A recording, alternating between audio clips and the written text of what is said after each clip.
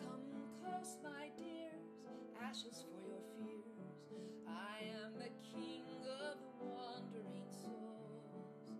The weeds and dirt, the losses and the hurts. These are the fields where your words become gold. I am the king of the wandering souls. Welcome to my vast empire, all you behold and beyond. Pull up a crate by my tin can fire, we'll tell stories from dusk until dawn. We'll tell stories from dusk until dawn. I stand guard at the gate, hold the key to the state. I am the king of the wandering souls. To enter the midway, you first must gain entree to the fields where your words become gold. I am the king of the wandering souls. Welcome to my vast empire, all you behold and beyond. Pull up a crate by my tin can fire, we'll tell stories from dusk until dawn. We'll tell stories from dusk until dawn.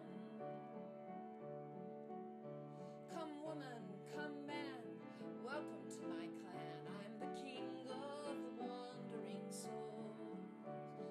Between the rails we tell our tales. These are the fields where your words become gold. I am the king of the wandering souls. Welcome to my vast empire, all you behold and beyond. Pull up a crate by my tin can fire, we'll tell stories from dusk until dawn. We'll tell stories from dusk until dawn.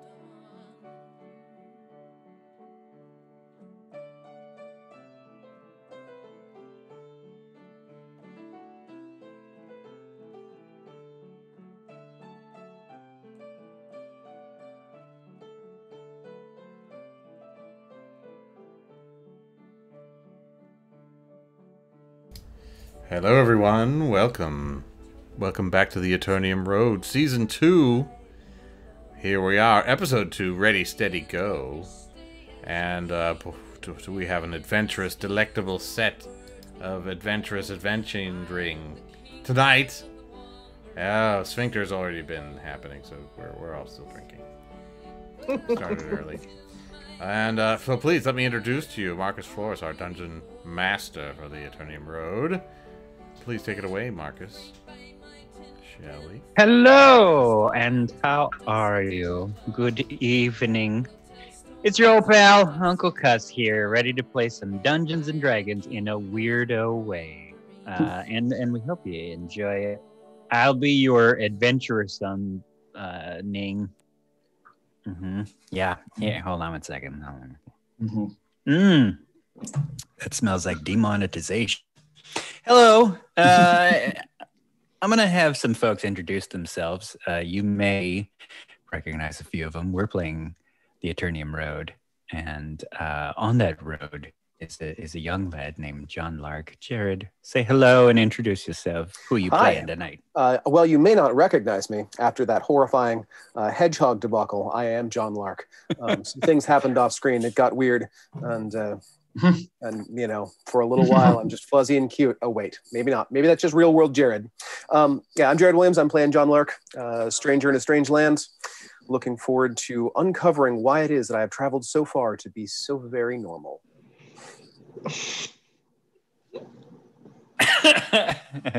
I want that on a t-shirt now. We've traveled so far to be so very normal.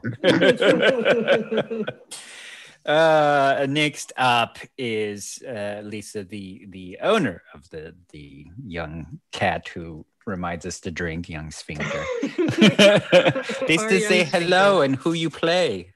Hello, I am Lisa Hyde. I am playing Dame Harlow.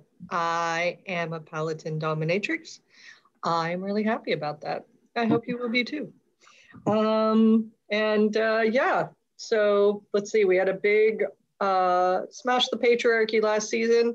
Now this season, I'm helping Durgan Lurch find true love and maybe do a little artificer paladin smash up weapon Wonder Twin power. Designing. Yeah.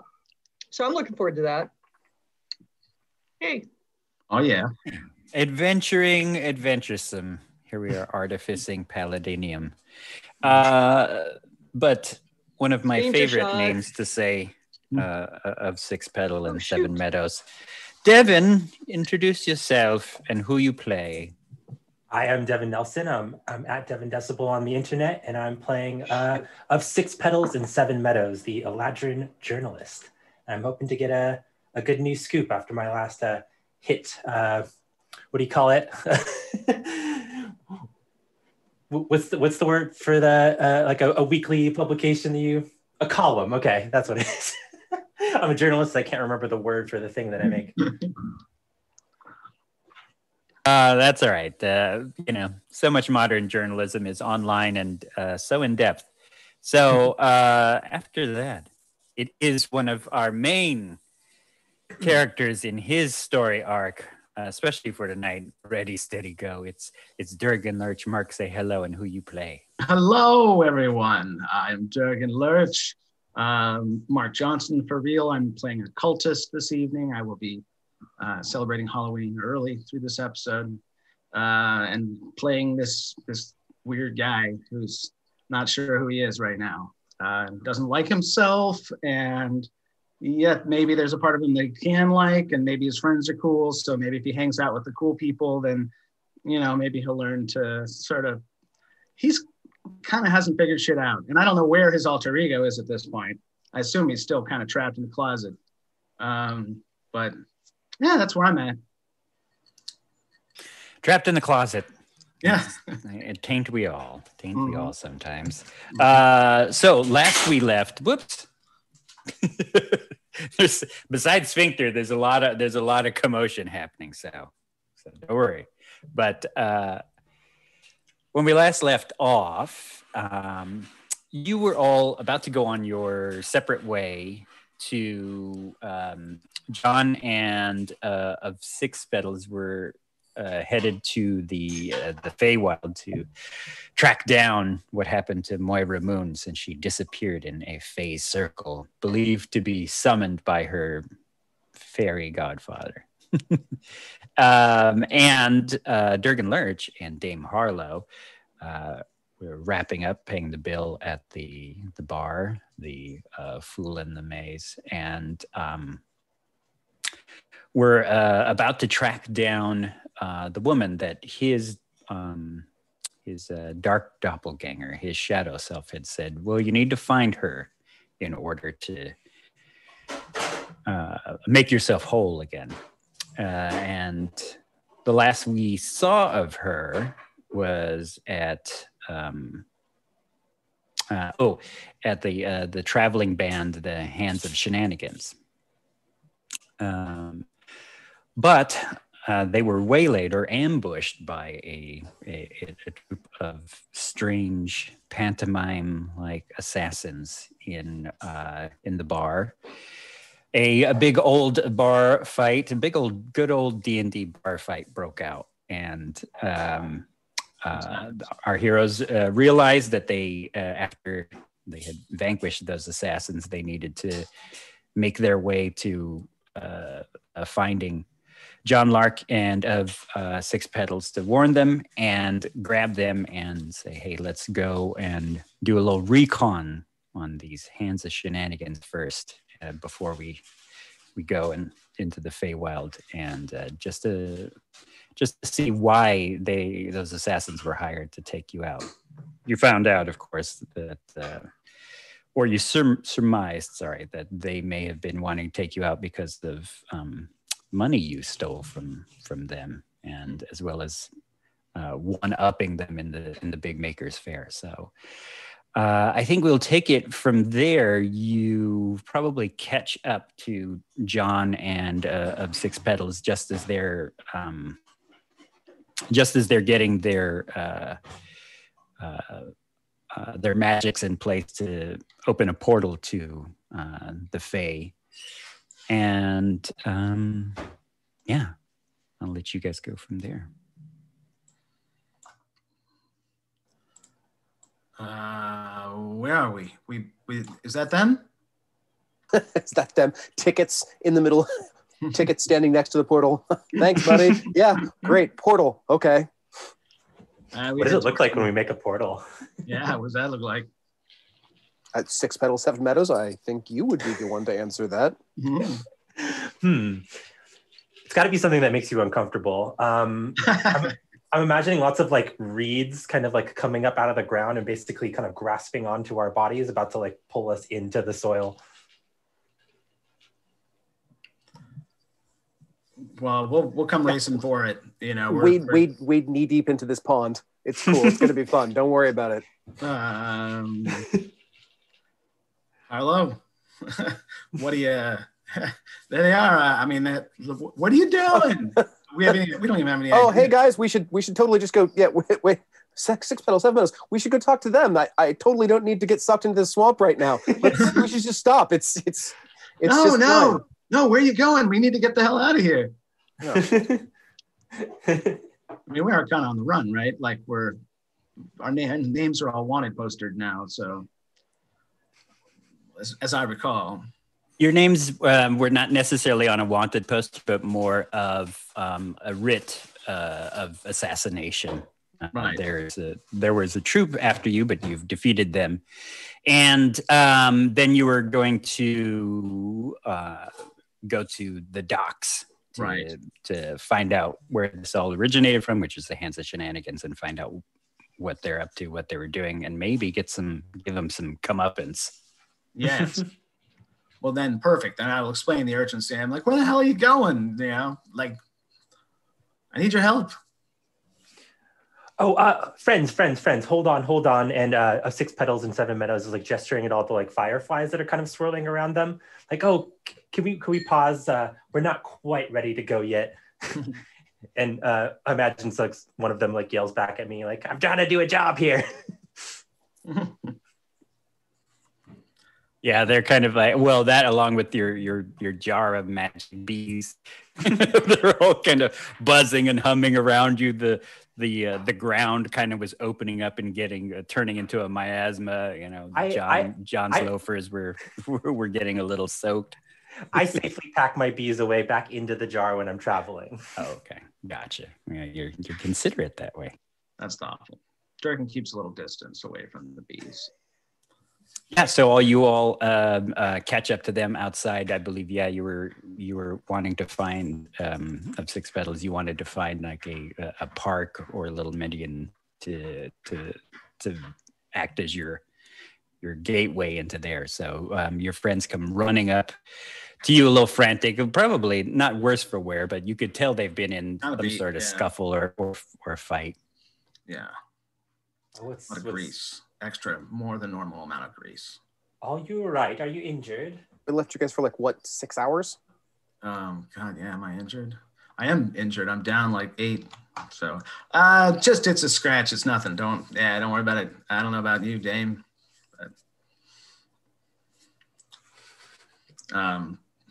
But I could use a heal out of character. He's kind of actually fucked up. You could probably tell, but he won't ask for it. Yeah. Yeah, I can hit you with a healing word if you want. Awesome. Sure. Oh, I never thought about what that one looks like magically. He'll put his feet in the water, whatever's going on there. Come on in. The water's fine. Yeah. Wash out. You just slush your feet in this kind of warm bog water that's been building up, swirling, acting like a portal. But you know, it's now the light is kind of shut off. Don't mind the glow. That's normal. Yeah, I mean, I'm a hobgoblin now. This is pretty normal for us. John has, if nothing else, has learned a little bit because he's not wearing his shoes. He's just carrying them. All right. That is a 3 plus 3, 6 HP back. 6? All right. That's awesome. Yeah. That's almost all I need. So thank you kindly. I like grow some like flowers out of my palms. I kind of pull them off of like where my cufflinks would be, and just rub this on your skin. It's kind of like an aloe. All right, I'll rub it into the shoulder wherever I got hacked at, and does wonders. Thank you very much. Well, we have to get going. We got to get out of here because there's somewhere we got to be down by the docks. They're after us, and we got to see what they're doing. They almost killed us. You mean I'm standing in this puddle for no good reason? Well, I mean, me and Damon Midge can take care of this, but it would be great to have you along. But if you got somewhere to be, I mean, I guess you just like standing in puddles. Strange system of government. I guess this can wait. We know Moira is safe at least, or she's not currently in any danger from her gentleman friend. Yeah, correct. You found out when you kind of contacted the other side or spoke a message to the other side that she's not in any danger yet.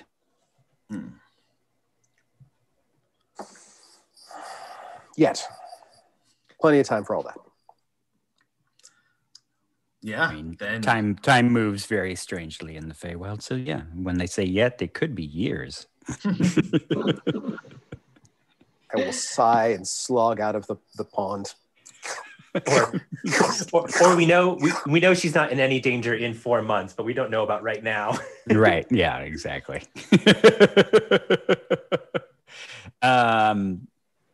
Right. So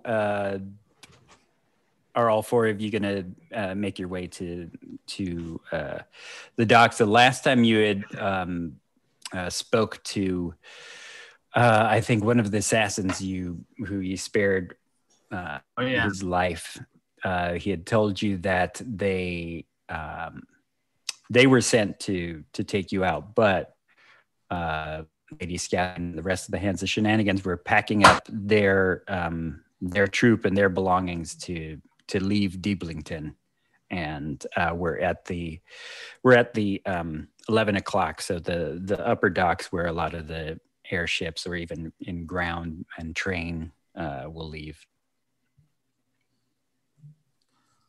So what was this fight all about? She had hired assassins to kill all of you because you stole money from her, as well as Wait, what? Not you, John. Yes. The only thing I stole, I put back. Right. And disrupted their standing kind of in the Makers Fair. So. Right. By getting pranked.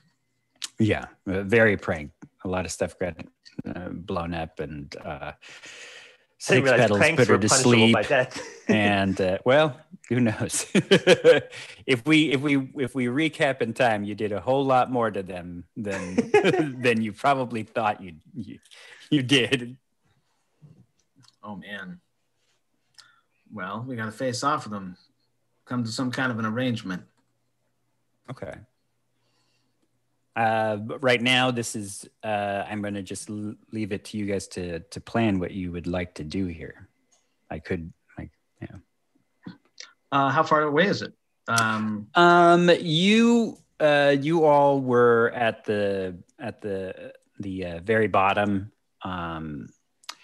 and the docks to leave up at the 11 o'clock are we'll say like about 6 or 7 different levels. I mean, you can get there in time. It's more a hand wave. I'm not going to say like, and we're traveling and we're walking and we're going up stuff. You're going to get there. It just depends on how you want to approach the situation. Well, I think we should kind of. I mean, anyone got any tricks to kind of hide us? To hide us? I think I do. Yeah. Don't I have hide? Yeah, actions in combat, hide. Oh, is that just hiding? Like I That's hide just behind a hiding. tree? That is which is a great disguise, solution. though. I think it would work. I mean, yes, you can. Deception You as can well hide. if you want to disguise, right? So we could do something like that. But I don't know if our little mages and warlocks have any other tricks. I'm more of a grunt type. I don't have a lot of subtlety. But we could go in hot and I mean, just our mages and warlocks are either 6 petals and 7 metals or the ones that have been taken away, right? maybe. Right. There's nothing, John, that you're moved to do as a sorcerer? I'd love to do some bewitching magic, but that's not me. That's not you. Okay. Well, there sure is a lot of coincidental sort of significant effects. There's something revolving around you. I don't even know what you're talking about. Nothing has happened here. Well, we look forward to more nothing. Could you do nothing? Could you do nothing and get us where we need to go? Yeah. It's very zen. Oh, that's so John Lark. I mean, so out of character, like, in terms of prep, I'm going to kind of gear up and, clean off Midgey, get the blood off from the last fight and, try to lead our way there. And if we can get to a point where we can sort of scout it and see what's going on from a distance. And then, that's the way I'm thinking of hitting it. Is it up high, kind of? Is it like they're flying ships? So they're like, are they in the areas of the place, or are they more? So you want to scout it, then I'll start to describe the situation. You want to use a little stealthy stealth? Sure, yeah. I can sneak up somewhere and try and see some things. Okay. Like now that I've got this mud from beneath my toes, it was really, really unpleasant. So we'll say like That after actually wasn't unpleasant. I kind of liked it. I'll be honest. after a bit, we'll just cut to you all making your way up to the 11 o'clock dock, which is much like what's behind me. There is large ramps getting out to big airships, but there's also trains that have come forward that are being loaded by porters left and right. There's also individuals just leaving on their own, heading out onto the Aternium road themselves, either in carriage or by car. But hold on one second.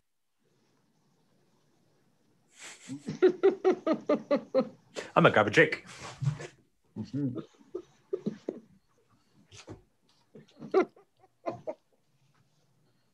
And then I would say by now, give me a perception, everybody. Everybody. Whoa. Whoops. Sorry, Marty. I just moved my screen. Didn't mean to do that. Shit. Sorry. Yeah, dude. you're coming up onto a scene basically Don't you worry your head about it. Various ways to leave Deeplington that and it's a huge hustle and bustle of people all around. So you're kind of trying to pinpoint where this troop is. That'll be a 9 plus 6 for me, 15. Okay, 15. 18 for Dragon. Oh. John is facing the wrong direction and watching somebody walk away with a very strange look on his face. Do you guys know who that? I've rolled a 1. Yes. Yeah. You're still amazed by Deeplington. There's a bear in a tuxedo kind of walking I love past. Who's your tailor? Who is your tailor? This is fantastic. Who is it? Yeah, you've spent your time discussing with this large bear who is not a bear humanoid, but more like an awakened bear. And he's discussing the finer points of his tailor. But the rest It's of you, spectacular, very sharp, very sharp. the rest of you not caught in this conversation of discussing haberdashers with a bear. Spot probably a few of Haberdashery in hibernation. It's my magazine. Yeah. Men's hibernation.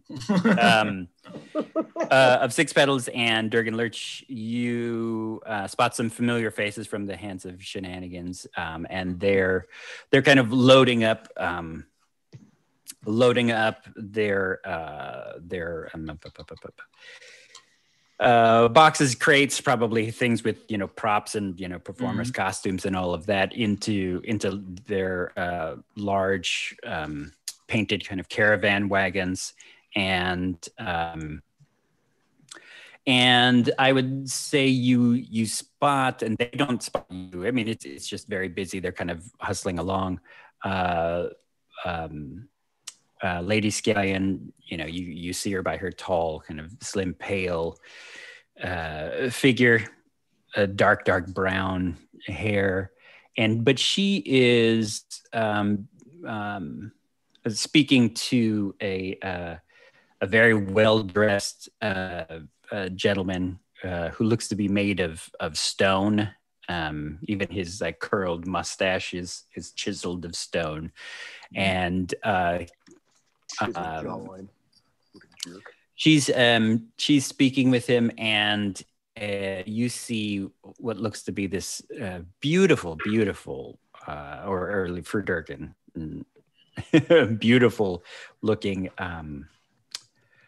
car, the car that was on display at the Makers Fair. Oh, wow. It's this sleek navy blue looking thing that the wheel wells almost look like old airplane turbines, and it's long. And it's got these kind of collapsible tops that open up to more seats in the back of this big convertible thing. And he's just kind of gesturing, at it. And she's, she looks like she's kind of imploring in her speech at him. And they're all kind of there packing up stuff. And so you can kind of bob and weave between people. It's almost Grand Central Station like. There's so many people that it's easy to blend in. And and they seem very, very casual for a troop that sent assassins at you. But it'd be interesting to hear what they're talking about. I would want to know. I mean, he's sort of fascinated by this car, I'm sure. So Durgan's just transfixed by the car right now, I think. He looks it over for just obsessively at every angle, kind of amazed at the car. Okay. For now. Okay. I would say give me a stealth roll. Okay. If you want to take a look at it, and if you're getting a little closer and don't want to get noticed. Yeah, sure. Oh, I got an 18, so that's a 24. Oh. Yeah. Yeah, you blend in, kind of grab somebody's hat and throw it on, and and yeah, it's it's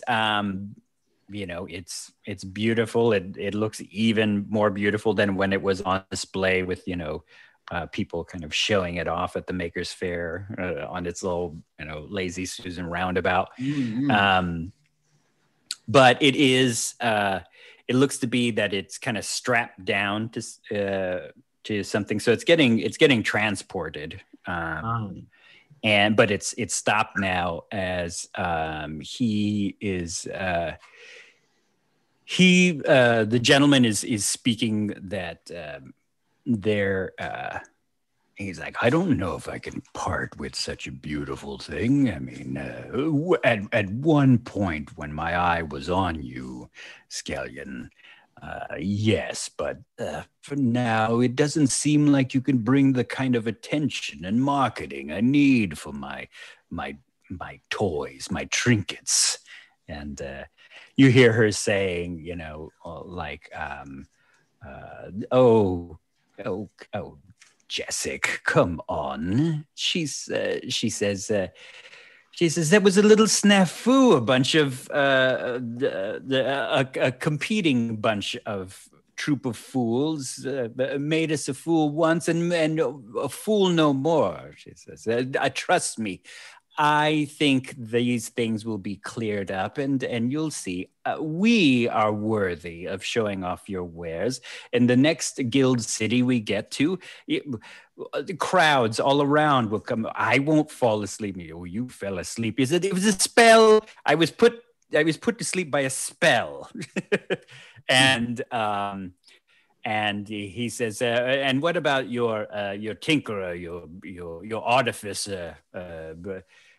What can she do? And she points over, and you see the woman, Durgan, that your dark doppelganger, your shadow self, had referred to. Right. And she is loading up stuff. She's kind of got a ledger in her hand, and everything's getting loaded into this. I would say into this larger train. So like their caravans are getting loaded up, and it's getting loaded into a bigger steamer train.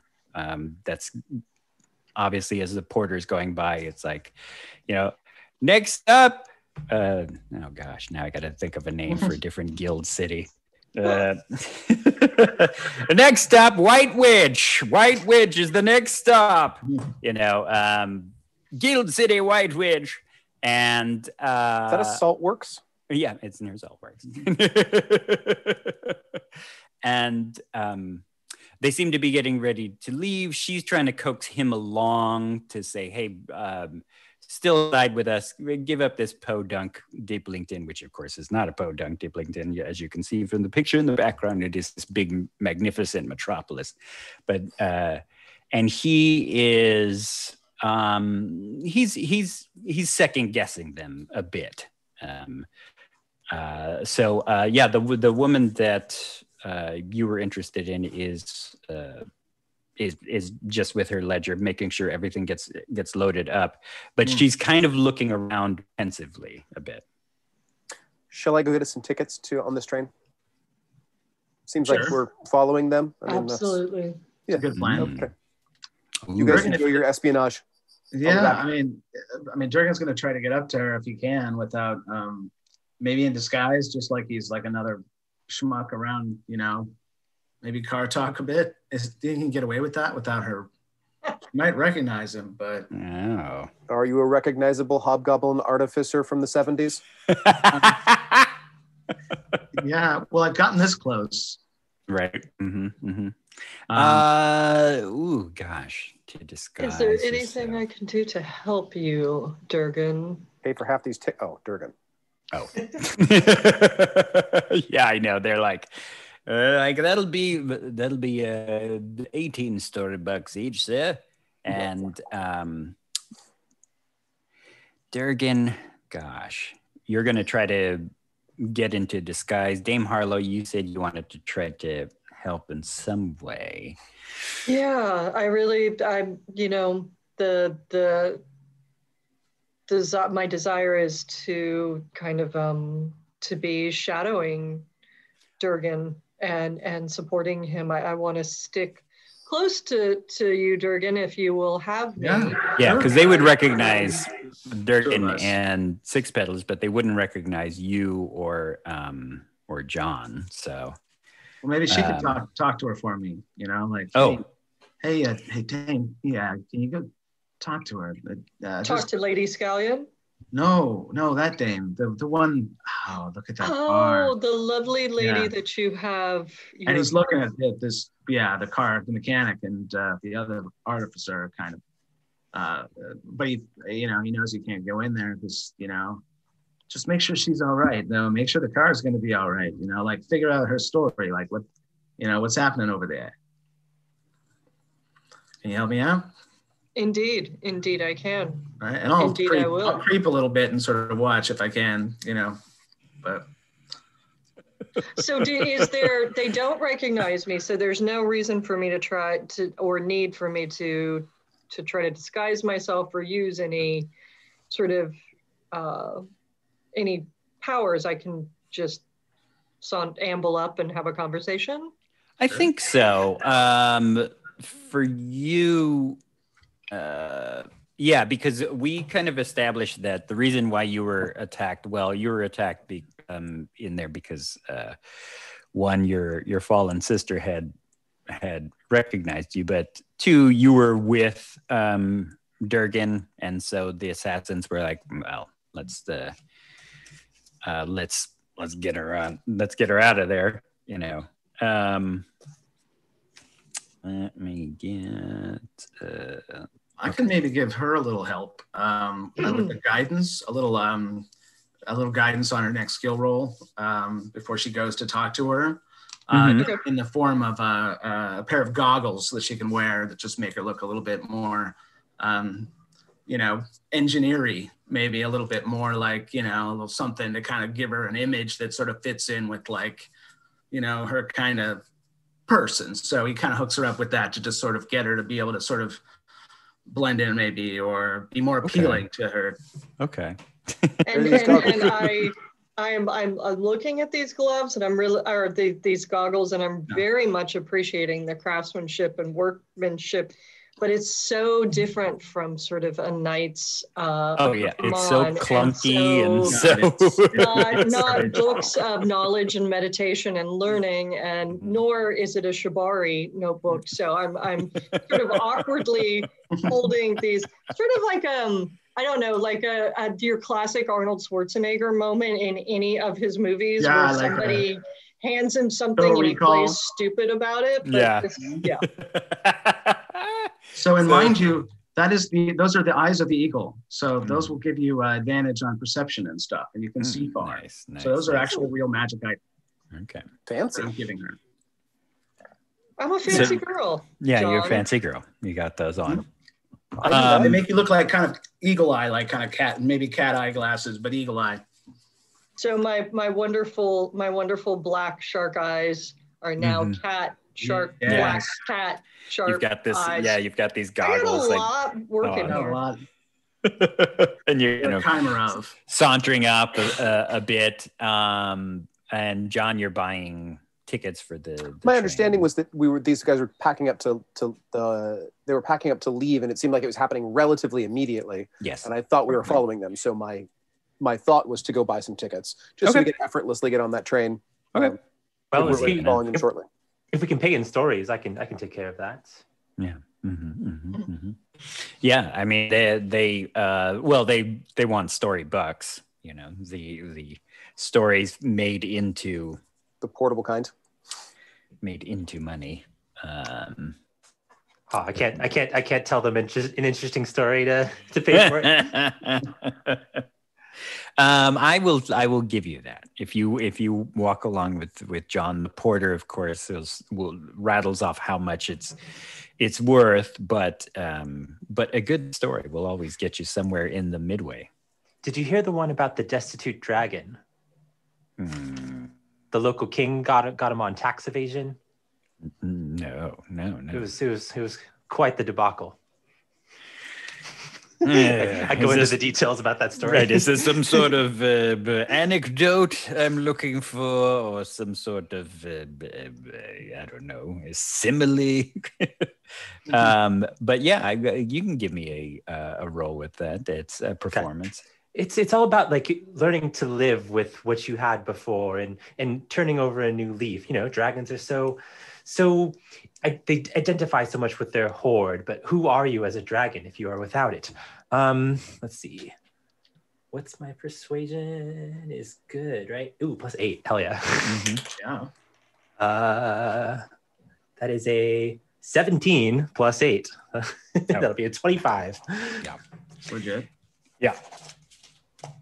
Well, after a while, he listens and he's kind of writing stuff down, and you see the booklet he's writing that in starts to save what you're saying. You can see it like your words are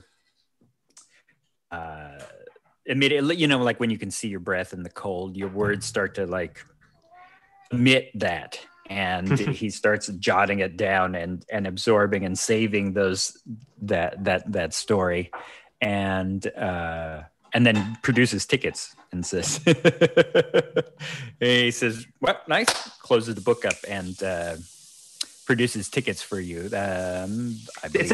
It's a surprising story of personal growth. I'm glad you appreciated it. He said, "Well, somebody will." He kind of rips off the pages it is and folds it up and stores it and actually pops it in his pocket. You know, pockets it a bit. And, whoops! There, gives you your 4 tickets that you need for this train. He's employee comps. And he's keeping your story. And gives you your 4 tickets for a train. Meanwhile, Durgan, you kind of step back. Dame Harlow steps forward. You see the young woman that Durgan had pointed out. She is very, very, very Thunderdome Death Guild like. She's shaved one side of her head. There's this red hair, emblazoned red hair all over. She still keeps like broad strokes of what you would think is war paint, but it's just that's her definition of makeup. There's just these big broad stripes of white and black against her face. And she's kind of looking around, and as soon as she sees the car coming, she's kind of intent on it a bit, as she's, you know, making sure to log it into the ledger. Marcus, quick question about that car. Just for clarification, you said it was blue, but is it like, is it actually like our world kind of car? Kind of. I would describe it more as kind of retro futuristic. It's that it's car concept designs of like Art Deco style. Gotcha. Okay. I just the way you described it for a second there, I was picturing real world car, and I was like, that seems strange. But yes, now it being Art Deco concept car. Yes, right. From the 1960s. That is a car. It's a car that like if you look at all those concept cars of Art Decos, you're like, there's no way that car can go faster than maybe 10 miles an hour. Right. It's a total display car, but in this world, you know, there's a good chance that there's some something arcane about it that would make it a hot rod, make it go faster than would be, you know. And it's kind of strapped down. She's kind of saying to a few of these kind of halflings dressed as the folks of the troop, to make sure everything's kind of bolted down, you know, dot the I's and cross the T's and make sure it's there. And so that's what she's doing, Dame Harlow. And I walk up. I walk up slowly, kind of a sauntering, sort of a smoldering saunter forward, which usually gets the attention that I'm needing. But this particular lady is really focused on her task, which, you know, if it weren't for Durgan, Harlow I would be really loath to interrupt such exquisite feminine concentration. But I'm here for Durgan. So I get her attention by asking actually a really stupid question, one of those that would make a dumb mechanical question that would make anybody's eyes roll. And as her eyes are rolling and she looks up, I take a moment to flash my most aquatic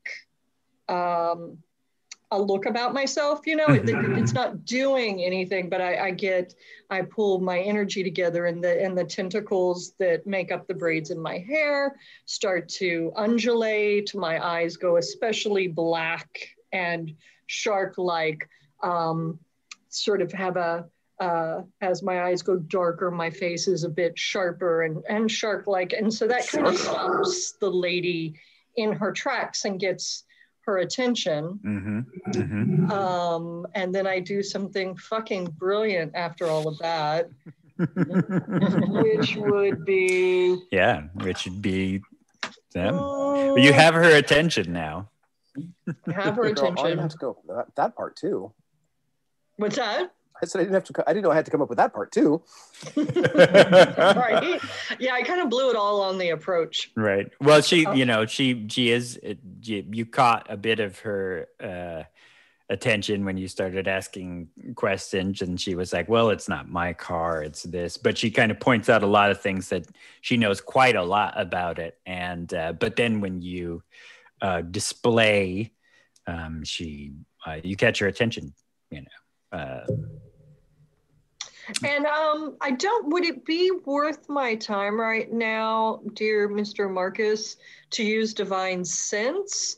Or really what I'm trying to do for Durgan is I'm trying to find out if she's okay and where this car is going. Okay.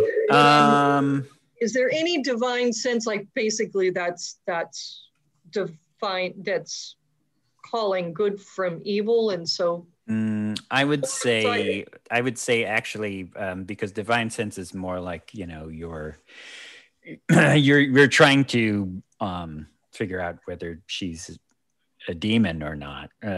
But I would say insight, because insight on your skills is more read people's emotions, read people's body language, and things like that. Okay. Insight. I like that. I'm down with that. And you looks like you got a +5 as well as advantage, so you'd be rolling twice and taking the best roll.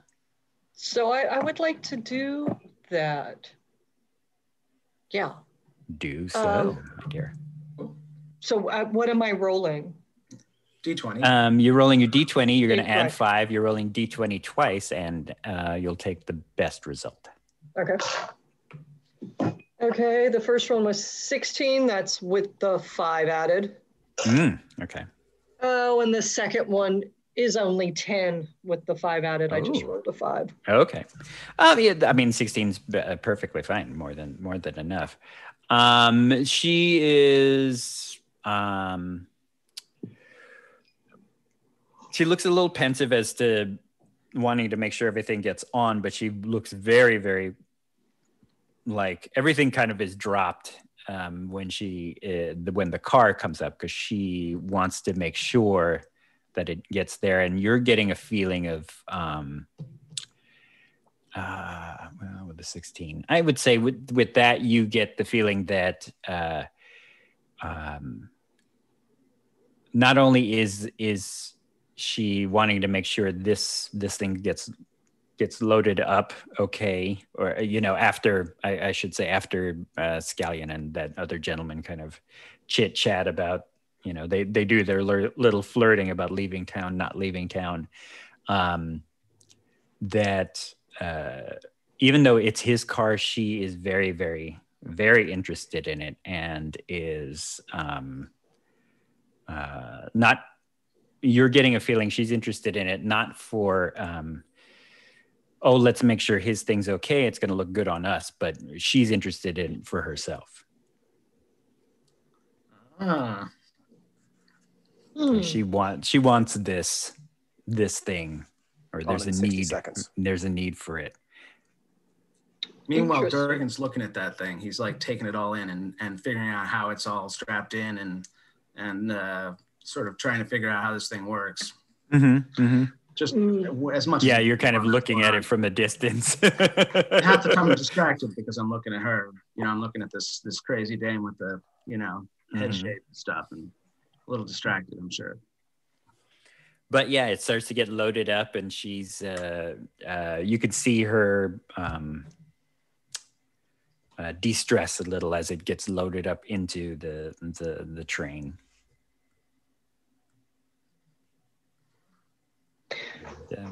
She says that Yeah. So after it kind of loads up, she kind of distresses and says that. So yeah, and you, car enthusiast. Indeed, indeed. But one can always be learning more, and you look like just the kind of lady to teach me. Well, And you know, internally, I'm really wondering why I'm reading that the car is something that's. It almost seems like the personal interest and the want to possess the car is anti what she's supposed to be feeling, right? And so I'm wondering what the motivation to possess this car, if it is it's simple possession or is something afoot here that she's. Gotcha. Give me a perception check, and you do have those goggles on, which I believe help you with perception. Yeah, you get advantage correct? on perception. Okay. So you're going to roll 2d20s, and you'll take the best result. Okay. And I'm not adding anything, or am I? Let's take a look at your perception. You would add 3. Right. 3. You'd add +3 with that. Ah, God. Apparently 5 is my friend tonight. Okay. Yikes. Okay, we can do better than that. We can do better than that. 14 plus 3 would be 17. Yeah. As you're talking to her, and she's talking about being a car enthusiast and whatnot. For like a brief second, you see on her wrist, and you like the jewelry and everything that she wears is very mechanical and rugged, and there's probably like, you know, a big gear chain around here and big fingerless gloves and all that. But on her right wrist, amongst all of that, is this really strange organic looking thing. It looks to be made out of like braided hair and bone. And she starts to get interested in talking to you about things, and then she kind of flinches and grabs that, and she says, listen, if you're on this train, I'd love to talk with you more about it later, but I gotta go. I got stuff to do. Sorry. And she kind of folds up her book, yells at some of the other folks in the troop to hurry it up, and starts to make her way on the train.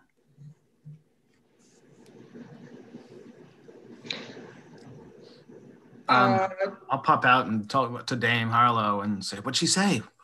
I heard a bit." It's not so much what she said, as none of it was really that important, but it's what she didn't say and what's hiding just beneath something. She's hiding something just below the surface, and I'm very, very concerned. Durgan, I know you're bamboozled by her charms, which are many. Yeah, it's a pretty sweet car. I mean, I was thinking maybe 12 cylinders. It's incredible. It's a beautiful piece of work. Oh wait, you're talking about her. What's her name? Did we ever get a name? Did she say her name? Oh, we did. I didn't get her name. God damn it, we gotta find it. Come on, you realize I've been dreaming about this lady. It's not just like, hey, like there's some mystical God knows what here. And I don't know if I can avoid it. I do. I think that there may actually be something mystical here. That bracelet, she's wearing a talisman that I recognize as having enchanting qualities, and I wonder if perhaps you've not been zapped, and why. And by now, I would say that John and Six Petals, you'd come up with your four tickets to this train out of town to White Witch. I got tickets, and at the bazaar, I actually bought something that lets me tell if things are or ensorcelled. Oh, Nice. Yeah, we could check that if you're curious. Yeah. Do you want to check and see if it's him or if it's her? Like, what are we talking about here? I don't know. A scan of the area of anything would be great. The bracelet. Yeah. The woman was wearing a does. bracelet that seemed to have some sort of effect on her. It looked to me to be some sort of either a religious talisman, a symbol of an order of some sort, but it seemed to, feeling it upon her wrist seemed to simply be enough to elicit really peculiar responses. Yeah, I would say it's like a looked to be like jet black hair braided into this this like a bracelet interwoven in between like bits of bone and bits of like shell and things like that didn't it completely stood out to her, all the other things that she kind of wore on her body. But then you hear the porter say, like, all aboard, you only got one more minute, ladies and gentlemen, before we're heading off to the enchanted guild city of White Witch. John will pull out his recently acquired tuning fork. Okay. And it, when rung lightly, detects magic. When rung strongly, shows presence of magic with 30 feet. So I can see it. Ooh. So he just rings it. And yeah, and you can, and there's a small glow just oscillates off off anything around us that's enchanted. Oh yeah. So it's literally just detect magic. Right. 30 feet. But he's got this thing. But there's also a really high pitched frequency on it that makes Six Petals like buckle over in pain. I mean, that may be a wonderful side effect. Mitchie starts barking. Yeah, Mitchie starts barking. I mean, there is definitely a haze of magic to most things, but you're able to kind of pinpoint and spot that as everybody's getting hurried onto, and you see Lady Sky kind of arm in arm with this gentleman and the troop, and the tons of people get loaded up onto this strange looking it's a train, it's a contraption, it's a thing, it's like it should not work, but it does. And the last of the doors kind of get locked into place. You spot her kind of grab a railing and head in, and it glows. Oh, give me a Arcana roll, John. Sure thing. John, that is not John's ballywick.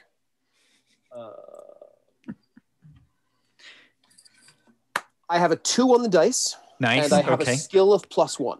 Okay, perfect. So is a 3 good enough? Yeah, to let you know that something eerie and magical is hanging off her right hand or her right all wrist. I ever expected to know. Yep, it's magic. It's lavender. What does lavender mean? Yes, it is. It is lavender. Yeah, you're trying to read auras, but you're like, I'm not trying to read auras. It's oscillating black. It's neat. It does something cool. Weird. There's the kind of like flecks of amber. I don't know. But yeah, there's definitely something magic, and even a strong magic around her wrist as she kind of camera shot of her holding onto the rail, looking around, and then pensively, and then ducking into the train car with lots of other people. The porter, of course, noticing all of you have tickets. Scallion and all of them went ahead of all of you, and they say, the porter that in fact talked to you, Six Petals, says, well, my friends, you've got your tickets. Don't you want to get on board, or was that story for free? Yeah, absolutely. Let's go. We'll rush on.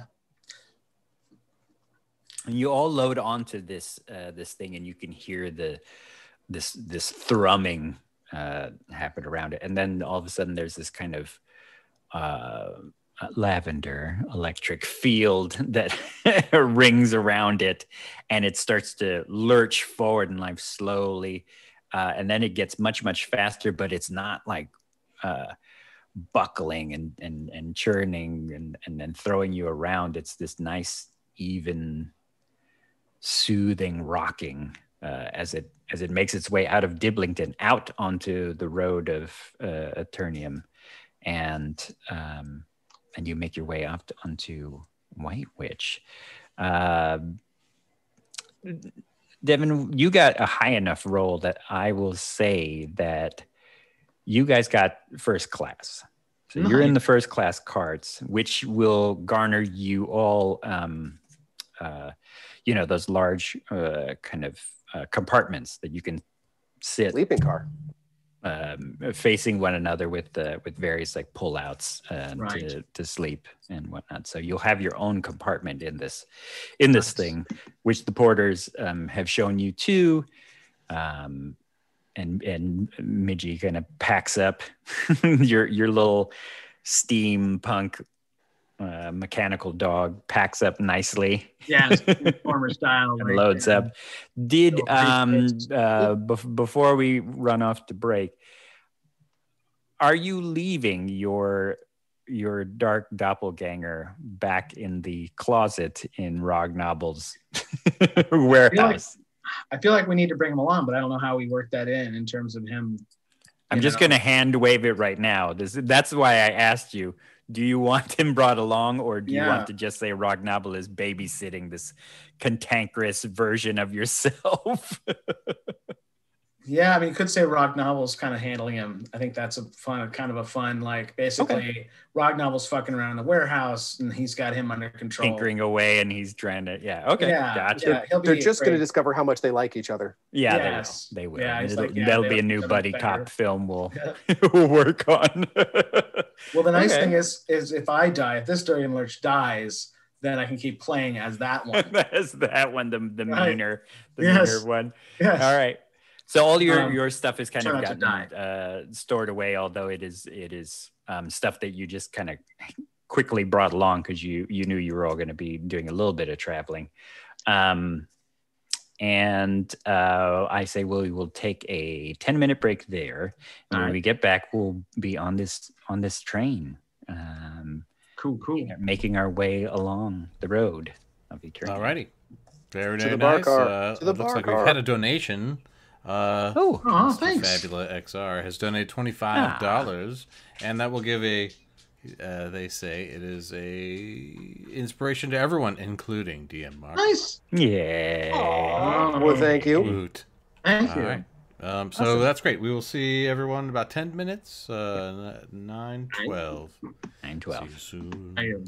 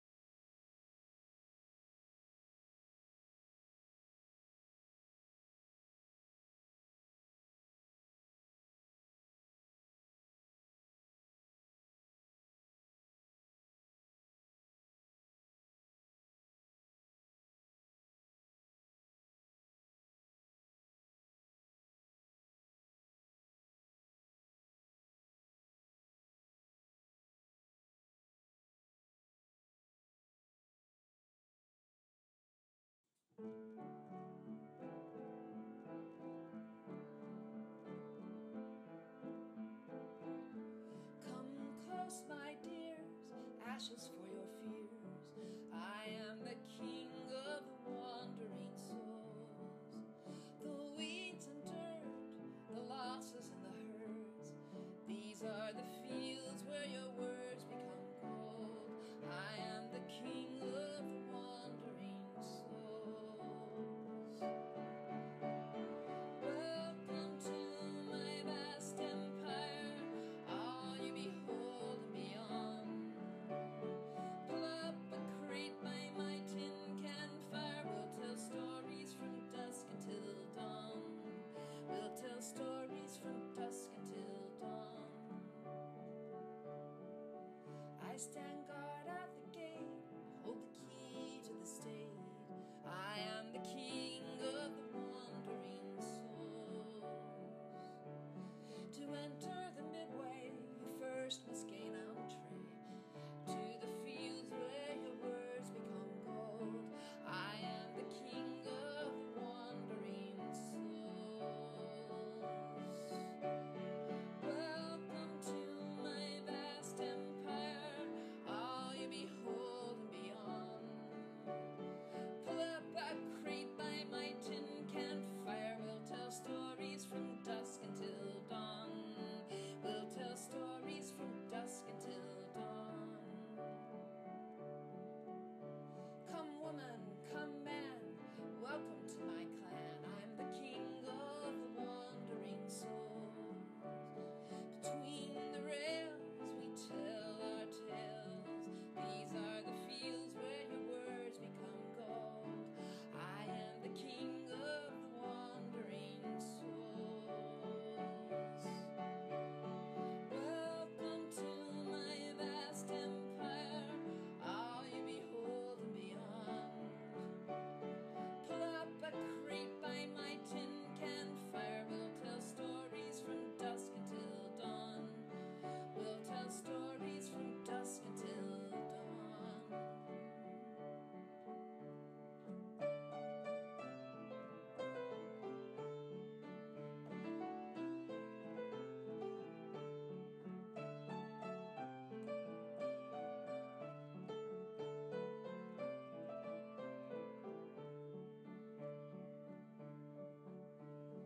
Before you move on, I demand a token, something old that will lighten your load.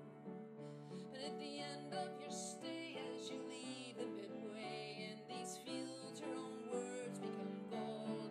I am the king of the wandering souls.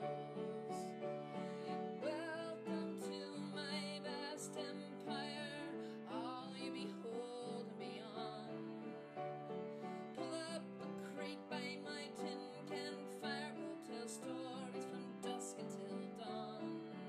We'll tell stories from dusk until dawn. I am the king of the wandering souls.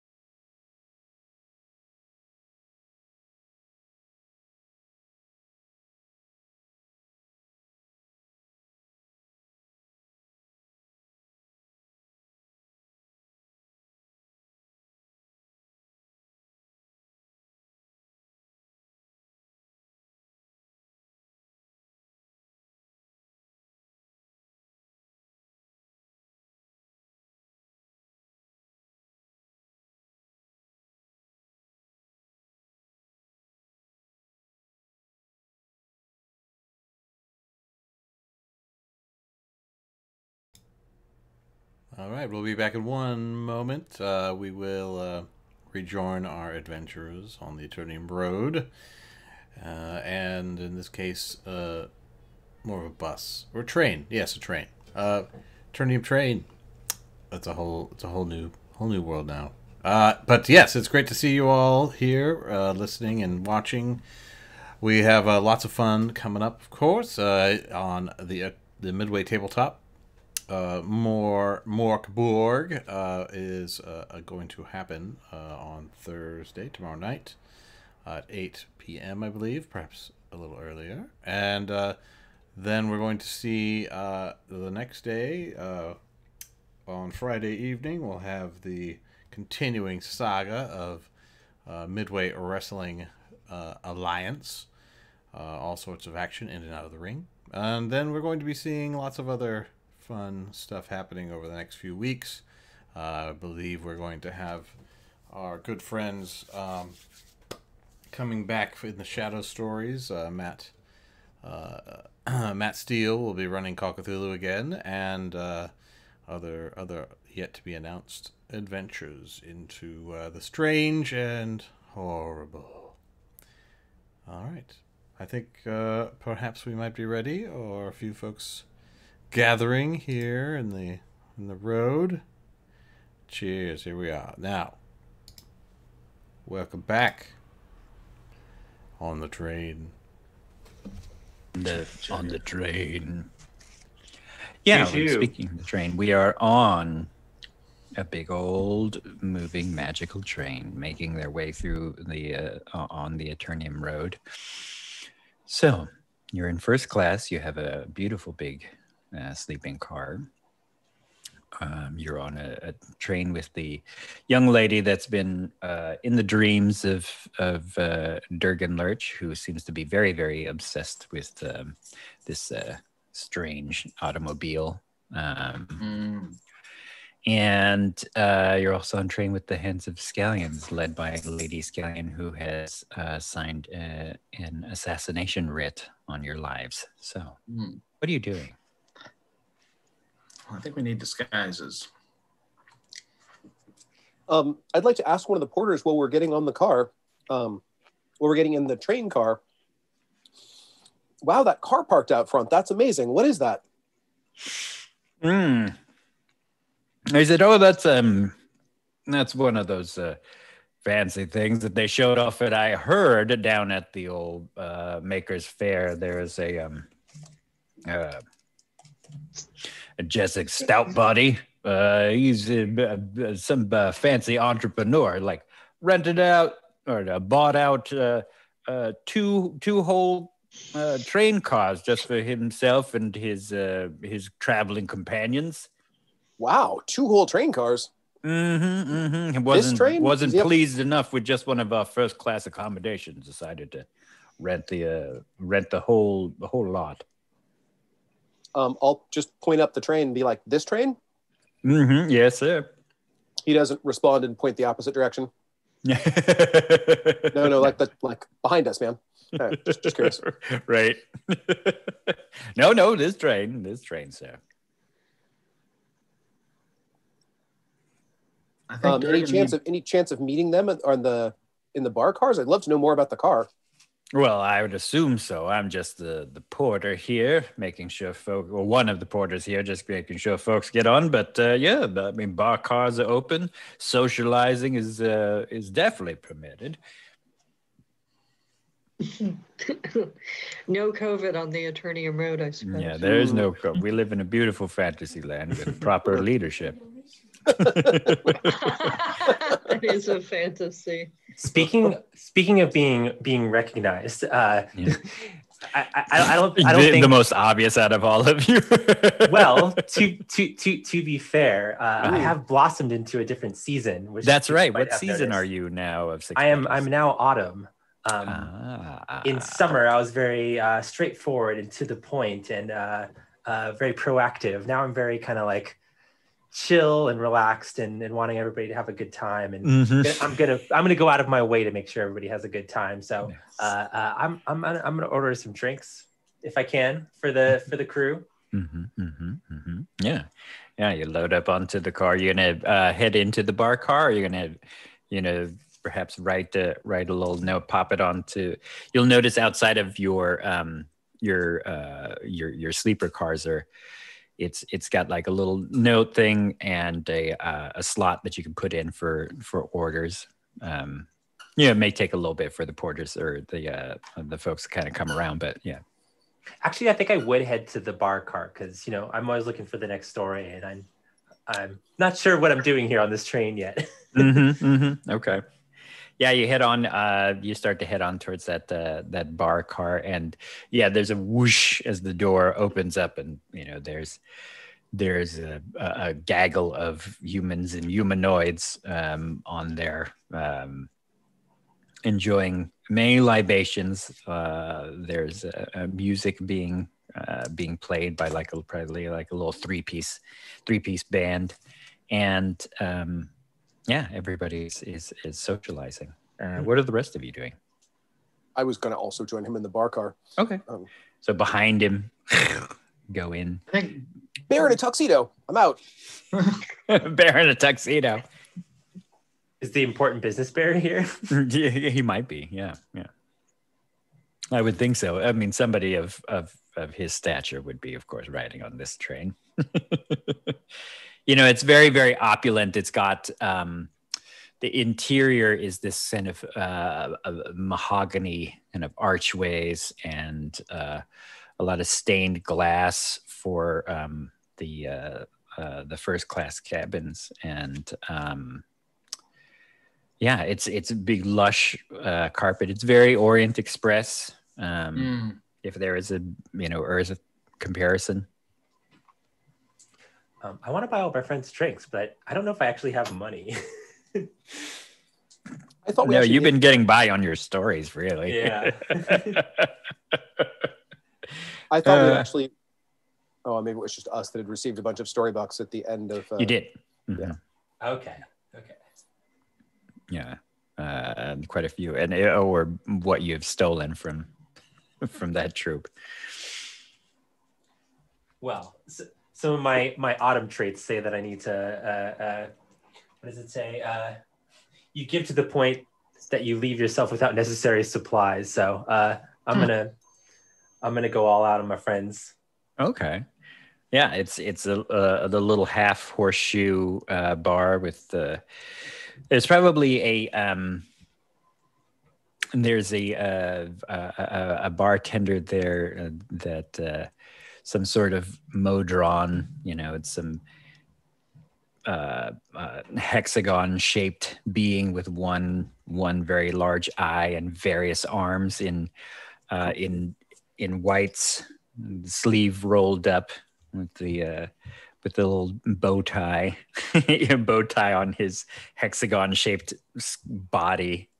So what you're saying is ordering off the menu is not a good idea? He seems to be ready for you. This one is meant for the bar cars. So he's kind of shaking various shakers in various arms and hands, and somewhat of the life of the party. As people are kind of chit-chatting around. You don't see any of the members of the Hands of Scallions here. It is more a lot of socialites are here. Of 6 Petals and 7 Meadows goes up to the bar and says, do you do bottle service? I don't think they know what that means, but I think they've heard important people say it.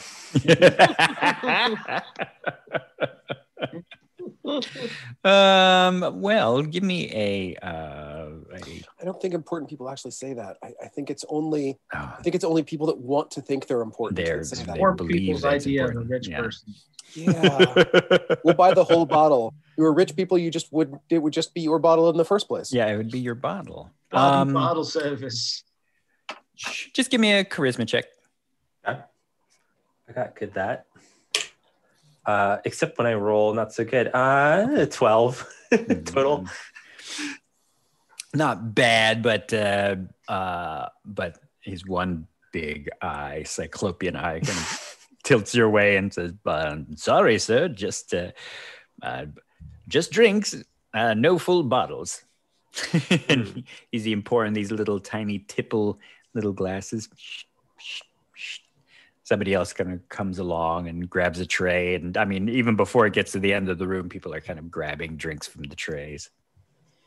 Do you ever do like a mix and match kind of thing? I don't really know what my friends actually drink.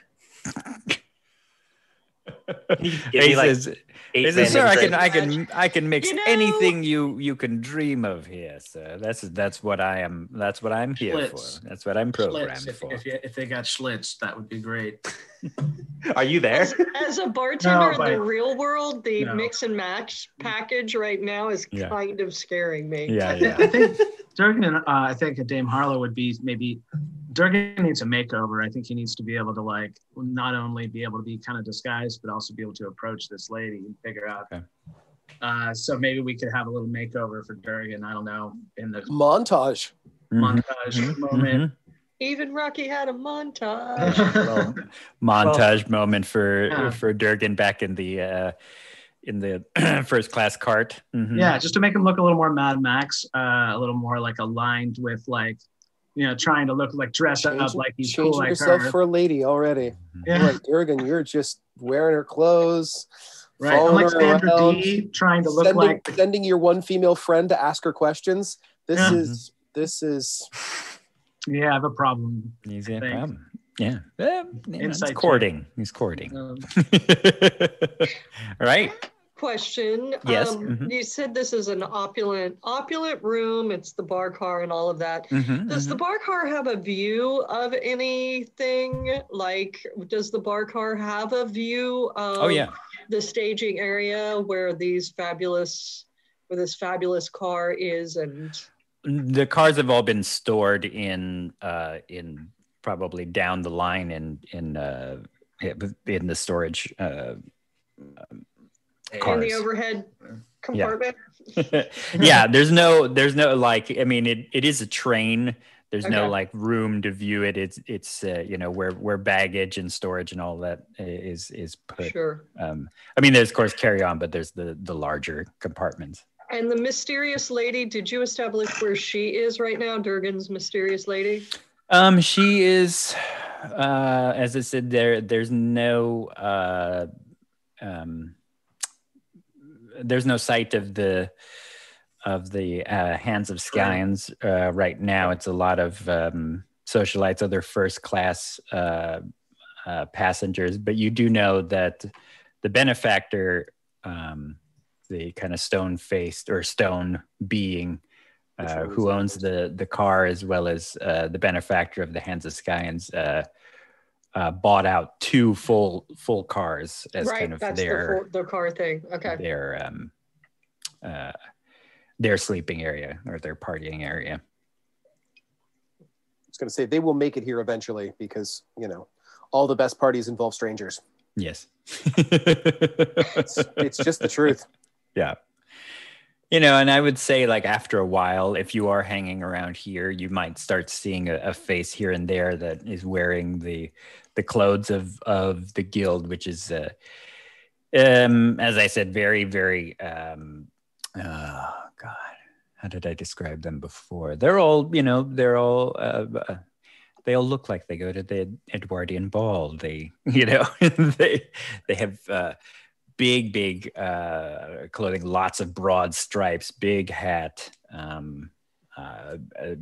decorated with kind of, almost like clockwork flower, not from one woman, and and things like that as they all start to come in. Not all of them, but quite a few start making their way in and mingling. Everybody's always looking for a new kind of benefactor to the guild to get money. Are we seeing, if we were paying attention, would we be seeing any other folks in the crowd that have the sort of bracelet that our mystery lady has? No, I don't even think you don't even need to make a roll for that. If you're looking at any of the other, say, members of that guild, they don't. Mm-mm. It's kind of a strange, unique piece of jewelry that looks out of place, especially against this crowd. Okay. The way you described her as a Death Guild attendee, that bracelet actually sounded exactly like she should be wearing it. Yeah, she should. Yeah. Bones and human hair, you say? Shocking. Shocking. Yeah. So, what are you all doing now? I mean, of Six Petals is distributing drinks, I assume. I think I get way more than my friends need. I think I'm Right, just gonna yeah, walk around the party with a big like tray. like the strange kind of hex drone kind of loads you up with the stuff, and because you're first class, and he's probably seen your ticket, and a ticket is an all-inclusive thing, so he's got the drinks are getting lined up for you. I think I'm just gonna walk around this party with a big tray full of drinks and use that as a conversation starter. Okay. Oh, most definitely a conversation starter. There's people who are pulling that pulling drinks off the cart for you or from you. Cocktail waitress is totally annoyed her job has been taken over. However, I don't just let anybody take a drink. I request a toll from them that they tell me a little about their journey, where they're headed, and why they're headed there.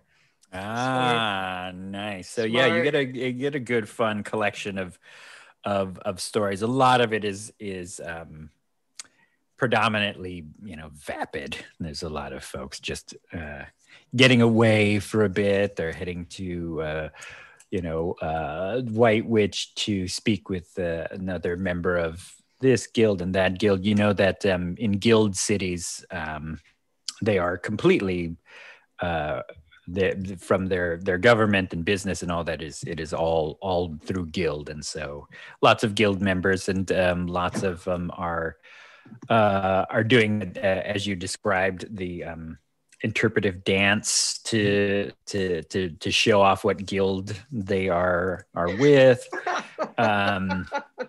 But a lot of it is very it's not titillating of Six Petals. It's very like, oh, we're getting away to do this. It's a lot of boring conversation, they seem to think it's extremely interesting, and the people around them think it's extremely interesting what they're saying, but you as a collector of stories are like, these people should try vacation in the Feywild. Vacation. Yeah, vacation. That's all I ever wanted. How long is the trip to White Witch? The flight? I would say a few days. All right. Yeah. We have some time to plan this. Yeah. I'm having a hard time imagining White Witch as a guild city, considering that is a pull from like a game that we played in a long time ago. It's evolved. It's very different now. But yeah, there's still a sense of mingling. Gosh. I don't know that you could find very interesting stories. Are you looking for anybody specific, or just kind of collecting a few things?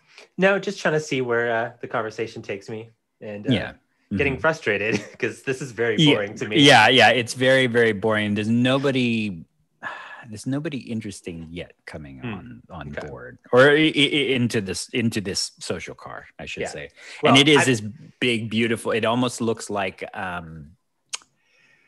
an atrium, it's kind of all glass, so you see all the scenery of the Midway passing you by, and it is getting much darker, and you see the sky start to change, and streaks of kind of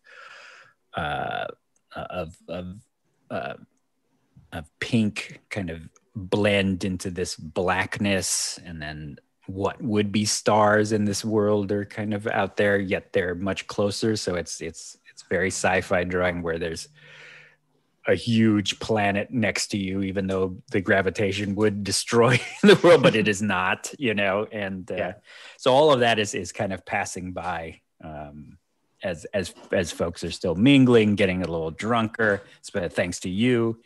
And I've established my gimmick at this party, and I'm gonna just be patient and hope for something fun to happen, and see if my friends cause some trouble without my intervention. Speaking of which, by now I would think that Durgan Lurch and Dame Harlow move into the party. John Lark is there as well, and there's and I would say there's more and more of the hands moving in, but they're dressed much better. Like at the Makers Fair, they were there to kind of put on their performance and dresses of the guild, but this is a bit more socializing, so they're kind of out in full force and regalia. A few of them are doing a bit of acrobatics, or like even like doing contortion presses onto chairs, and people are cheering and clapping.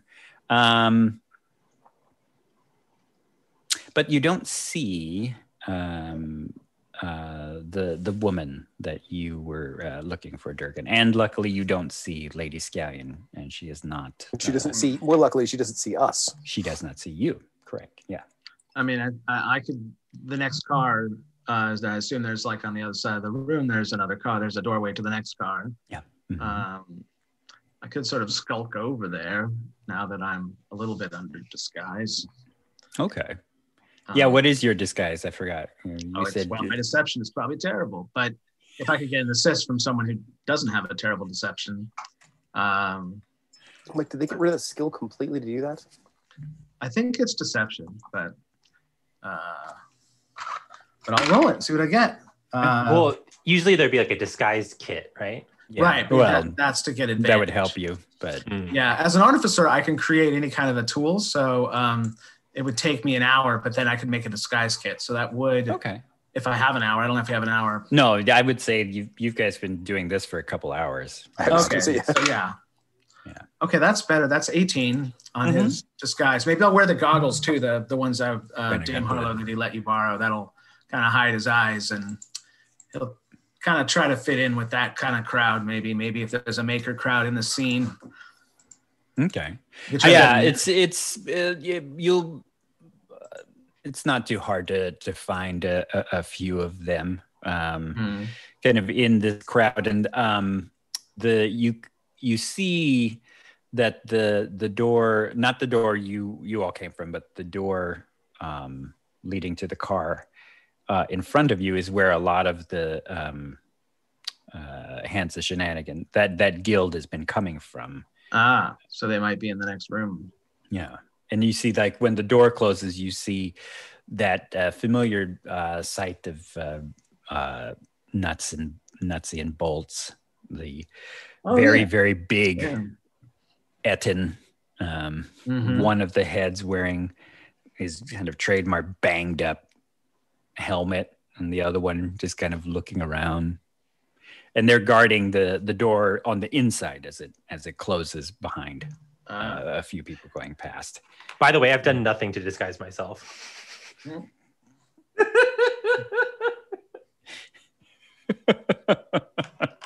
Oh, good. Wonderful. Well, with autumn though, your hair is probably your change, and like a few of your flowers have changed up. So I mean, but what are the rest of you doing? I see that Durgan's moving around. What are you two others, Dame Harlow and John Lark?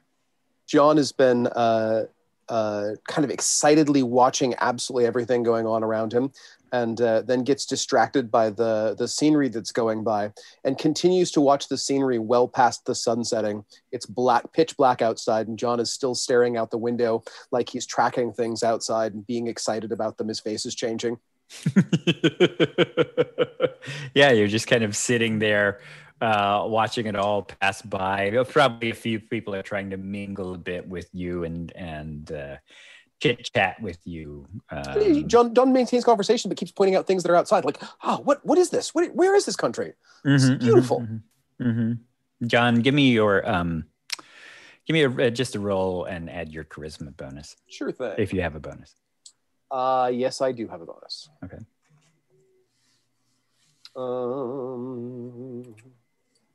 Oops, let me toss that dice. Come on, roll that dice. There it is. 15 on the dice plus 3, 18 total. 18 total. Yeah, I would say your extremely well-dressed bear friend is there. Hooray! And he sits down next to you. Now he has a fez because he's relaxing,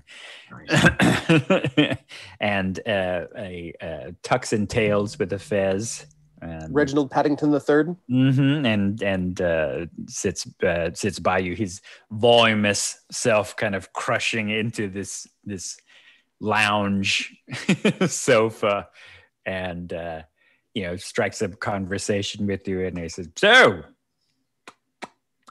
that's me smoking my giant pipe. I never asked you, what guild are you with, Jonathan?" I'm not actually. I haven't taken a job since I've been here. But I suppose if I was to be acquainted with something, it'd be something like ledgers. Ledgers? Oh, some sort of mathematician, accountant, or a bookkeeper? Accountant. I find it deeply soothing. And you're not with a guild? Not at the moment, no. Well, you're making your way into a guild city. You should hang with me, young boy. I'll get you into something. Does it mean something to go to a guild city? Oh, God, yes, boy. You're going into a guild city. I mean, those who aren't in a guild are just these wandering souls. Being in a guild city means you are something. You've become something. You've been accepted by someone. I could do a lot for you, Jonathan. Oh, well, thanks. I could show you around. I could put you in probably probably some of the best accounting guilds. Well, I'm not opposed to taking up some work, but at the moment I was just traveling. We were here kind of following this, just seeing the sights mostly. But we noticed this, ridiculous, this beautiful countryside points outside ridiculous. To the pitch black again. Like, how gorgeous it is. But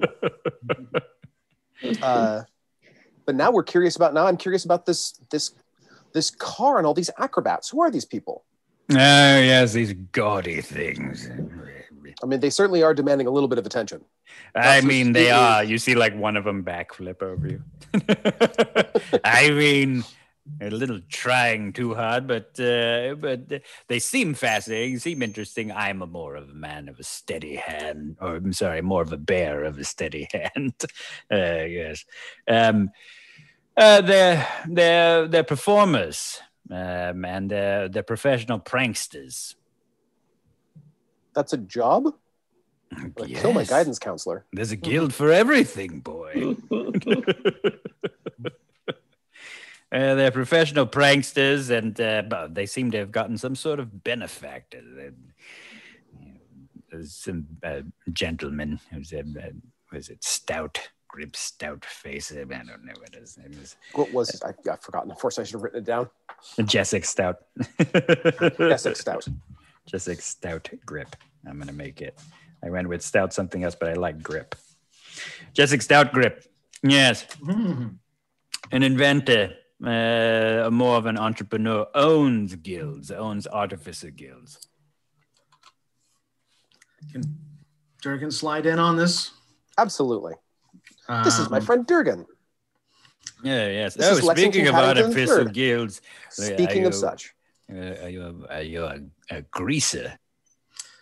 How you doing? I used to, I've been a mechanic for, 12 years. He starts to give him the resume and he's really kind of awkward. And look at these. And he shows him the goggles he made up, and kind of showed him. He kind of looks outside the massive observatory windows and he's like, you see his big grizzly bear face. He's got these goggles on. They're like the riding goggles. Like if it was a bicycle riding bear, it would be wearing those. Yeah, exactly. Goggles. Yeah, he looks like a Dr. Seuss character right now. Yeah. And John can try him on too if he wants to, just for fun. But it'll blow your mind. Yeah. So what's this about guilds? There's work. There's always work. In any guild city, you just have to apply yourself and get accepted, and if they think you're worthy, you're in. And depends on the guild. There's a few low class guilds that just are really a bunch of pals hanging around. Yeah, we wouldn't want to be a bunch of pals hanging around. It's like, we might actually be in a guild then. Durgan kind of scoffs. Right. Yes, yeah. Well, then you're friends with Jonathan here. Are you? Oh yeah, we go way back, like days, Like 2.5 weeks. Oh my goodness, weeks. quite a bit. Yeah, but I mean that car. So what do you know about the car? You're an artificer, you know. What put that together? Yes. Who's designed? The toy, the strange little toy. Yeah, it's a beautiful toy. It's like the prettiest toy I've ever seen. He's Yes, rather, it's supposed to he's be rather obsessed. something that goes just as fast as any of these trains and carriages, but only holds 4. I mean, who you want to travel with an entourage? Yeah. If only it was just the 4 of us and we were looking for some kind of way to get somewhere, it would be the perfect car. But does it have a big trunk? It's got some sort of. I gave it a Ample once legroom? over. I'm sure it has a trunk for some of you people, but my clothing wouldn't fit in it. My baggage is much too big. I am a bear, Of by means. the way. A bear of Emotional means. baggage. Some baggage. Yes. Yes, it's a little too small for my kind. But it's a nice little trinket. I haven't ever seen it move with the alacrity that they say it does move with, but they say it's fast. Well, we got to see it in action. Does it fly? There's rumors that it does that as well. Well, I that's suppose there's rumors that it'll do just about anything so long as you're willing to buy. Exactly. I think it's just a nice little trinket. Cars, horseless carriages and cars. There's no future in that. It's a fad. There's no future in that. Turgan kind of holds his fist. Next thing you know, inside. there'll be these things replacing our beautiful airships. These kind of winged birds stuffed with people. What is this, like Fred Flintstone stuff? I have no idea who this Fred Flintstone is. Is he Oh. related to Jessic Stone Grip or Stout Grip? Sorry.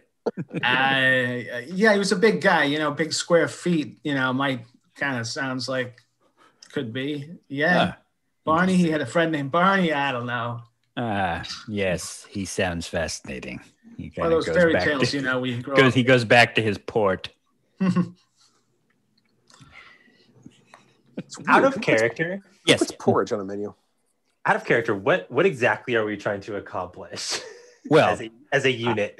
I gave you the recap that you are under an assassination writ. There is a woman that Durgan Lurch would like to connect with in order to put his dark doppelganger back into his storybook, and then I let you go. And here's where you are right now. Yeah, we've all been kind of on, you know, we're finally reconnecting after going off in different little tangents, but we could all maybe talk together now that we're, you know, I don't have to talk to this guy anymore, but Oh, Too much of a well, jerk. yes, you don't have to talk to me Yeah. anymore. Out of character. He goes back to his port. we can bring it back to our room and we can But talk I would say about by now you're all together. mingling in a card. None of you have been recognized just because a lot of with 6 petals you might be. You said you weren't under disguise, but I remember you taking over the music and the bands at the Makers Fair. I was on the stage. Everybody saw me. Yeah, shit. Everybody did see you. So after a while, there's probably going to be people tugging at arms and clothes and whatnot and pointing in your direction here. There's probably murmurs of folks, especially because you've been handing out a lot of Rumors of things going astray. the trays of cocktails. So Yeah. Not You know, to be too much of a jerk. Only you guys are under threat of assassination. yeah, technically yes. I'm pretty conspicuous. I am a level 1 rogue, but I'm not that kind of rogue. You're not that kind of rogue. When you say somebody is roguish, it's more like that. Yeah, you're right. Yeah, you're more roguish. You're more of a rapscallion. than a sneak thief or a But yeah, bug. I'm not afraid to confront these people if Okay. need be. They're not going to try to kill us in a crowded train car. No. You know, we can talk about it. No, and you got Durgan, you got from the message that was passed on was that Lady Scallion hired these assassins to get rid of you because they don't like they're not. I mean, she's probably not above hiring murderers, but they are not murderers. You know, they Somebody don't. else was trying to get us. Yeah. Well, we could get in there, get her alone, and have a nice conversation. Or maybe we could find out information from this mysterious lady. And, you know, I mean, we got a couple days to figure this out. Could plan something. Could just go talk to her if you think she's cute. I don't know. Durgan looks nervous. Yeah, but it's not too long before, you know, of Six Petals. You're getting a mixture of like dirty looks from some and looks of admiration from a few others that you've made contact with when you were at the Makers Fair. The rest of you, they don't. No one notices. John and Dame Harlow, you are not familiar to them, and Durgan, you're in disguise. I mean, I'm going to try to take in the scene, inspect the car more, look at kind of Sherlock the entrance to the other area that's being guarded and figure out a little bit of the timing when people are coming and going and, you know, just case the joint, essentially. Okay. All right. So you're more close by the door as people kind of are coming and going. Yeah, if I'm wandering a bit, then I'll kind of try to be clandestine and kind of peek over there. The goggles actually let me like zoom in on stuff so I can see details on like a little 2-foot thing that's like across the room. That's one of the things that Eyes of the Eagle does. So he can kind of take in if there's like scuff marks and, you know. Okay. All right. So you are you're by there read by the guest door. list. The rest of you, what are you doing? I'll get back to you, Durgan, in a second. Yeah.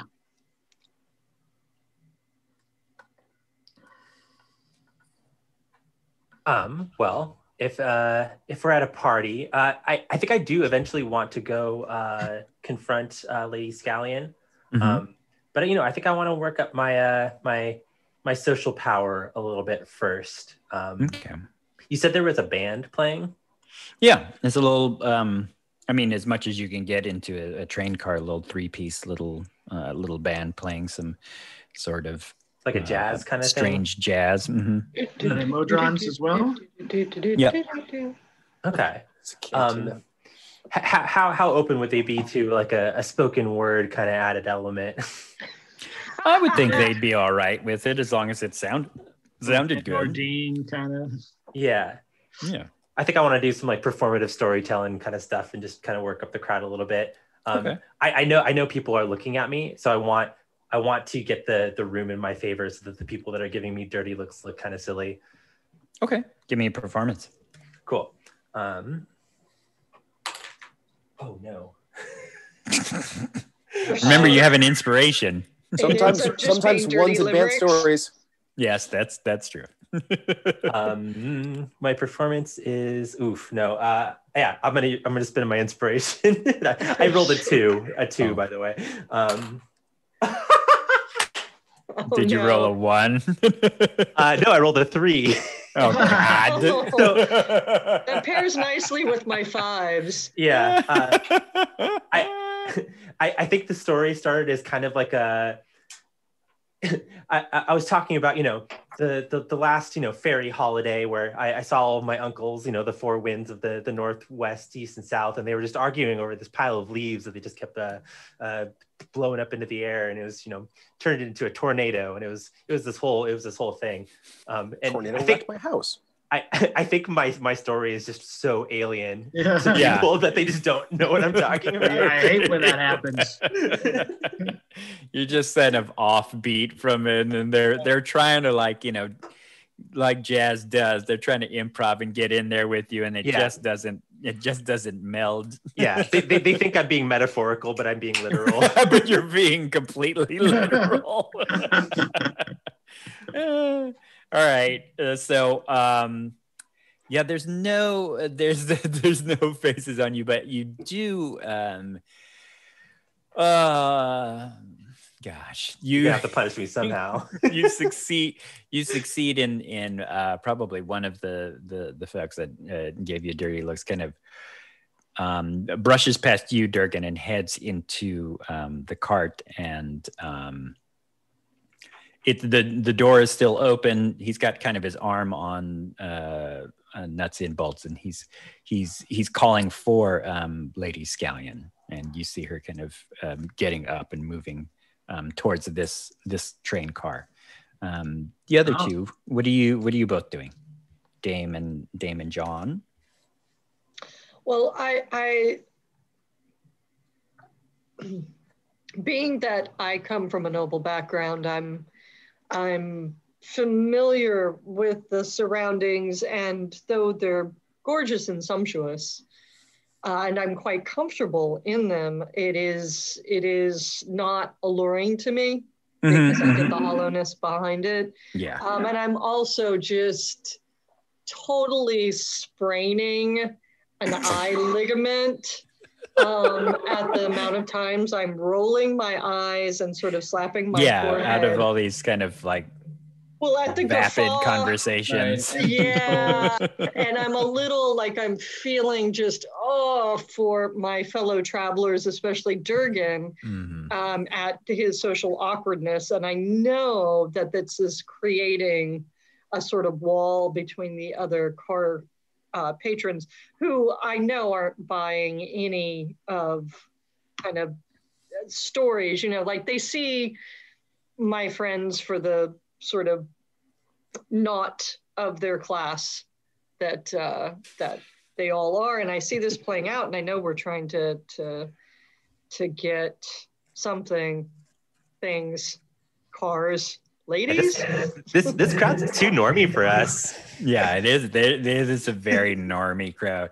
Even if I describe them with an awakened talking bear and humanoids made out of, don't you pick on my bear, made out of shapes of like triangles and whatnot. They're just very, very like, we're hangers-ons, and we have money. We're just people of privilege. We're just yapping away at one another. I'm also a little confused because I'm confused about the door. I get confused about the details. Sure. Because I have command okay. at my disposal or in my bag of tricks, and the car that Durgan is wanting to get to. Okay, you said that the was box stored car away. In the next car, that's stored away. A few cars So out. the people in the other cars, we would only want to get to them because we're trying to find the mystery lady, or because Lady Scallion is going into these other cars. But then Lady Scallion is somebody we're trying to avoid, right? Correct.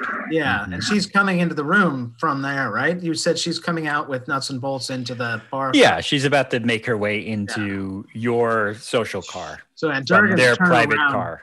Durgan's like turn around and like kind of making himself scarce and hiding. I'll refer to the fancy souped up crazy car as an automobile versus train car. Automobile. Okay. Out of curiosity, Marcus, Yes. Nuts and Bolts is guarding the door. They're just kind of guarding like these are our private train cars, and so no hangers on should be coming into here. Does he know everyone that goes back and forth between those two things, or is he checking a list, like a guest list, to make sure that the people are on it? No, he doesn't. It's more that he'll see people from the guild come and go, and that's good enough for him. And sometimes there'll be people arm in arm with like a guild member with a hanger on who will probably say, oh, this person's cool, and he'll let him in. But there's no list. He's just kind of there as like if you stepped into a room in a party and you're not wanted there, it's a very locals only thing. And then they kind of point at the big guy at the door. The big guy is there to be like, time for you to leave this party. So that's all he's there for. He's not necessarily checking a guest list or anything like that. I can handle him if it comes to it. the bear guy, our bear friend, has got some clout, right? I mean, if we the guild guy, if we warm up to him, and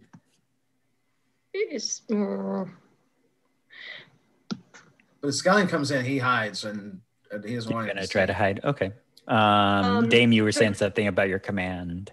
Well, I've got a couple things that I may be preemptive, but first of all, I'm wanting to.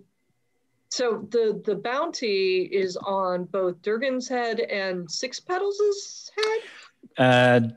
Durgan, Six Petal, Rognobble, and Glitterfish.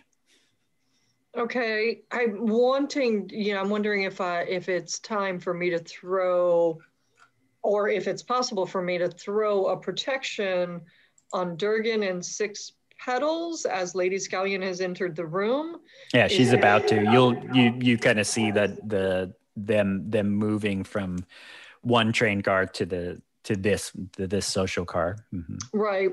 On one hand, I'm observing my friends, and I know there's information to gather, and I would love to throw some sort of I'm gonna cross over to the craft here and say like a glamour, if there's a glamour spell that I can do to make them more palatable to these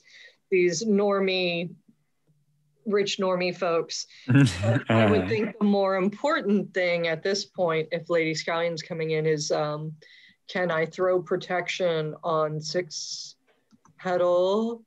Yeah, Six Petals and Durgan, so that Lady Scallion does not see them? Or does not identify them as, people that she's after? Does either my we have protection or I mean, Protection of Evil doesn't cast a disguise on people, but it does. Let's take a look at it. I want to play the game. I want to play the craft then. I want to switch. Can we switch right now? Yes. There's got to be a game for the craft where I can throw glamour, and that's what I want to play now.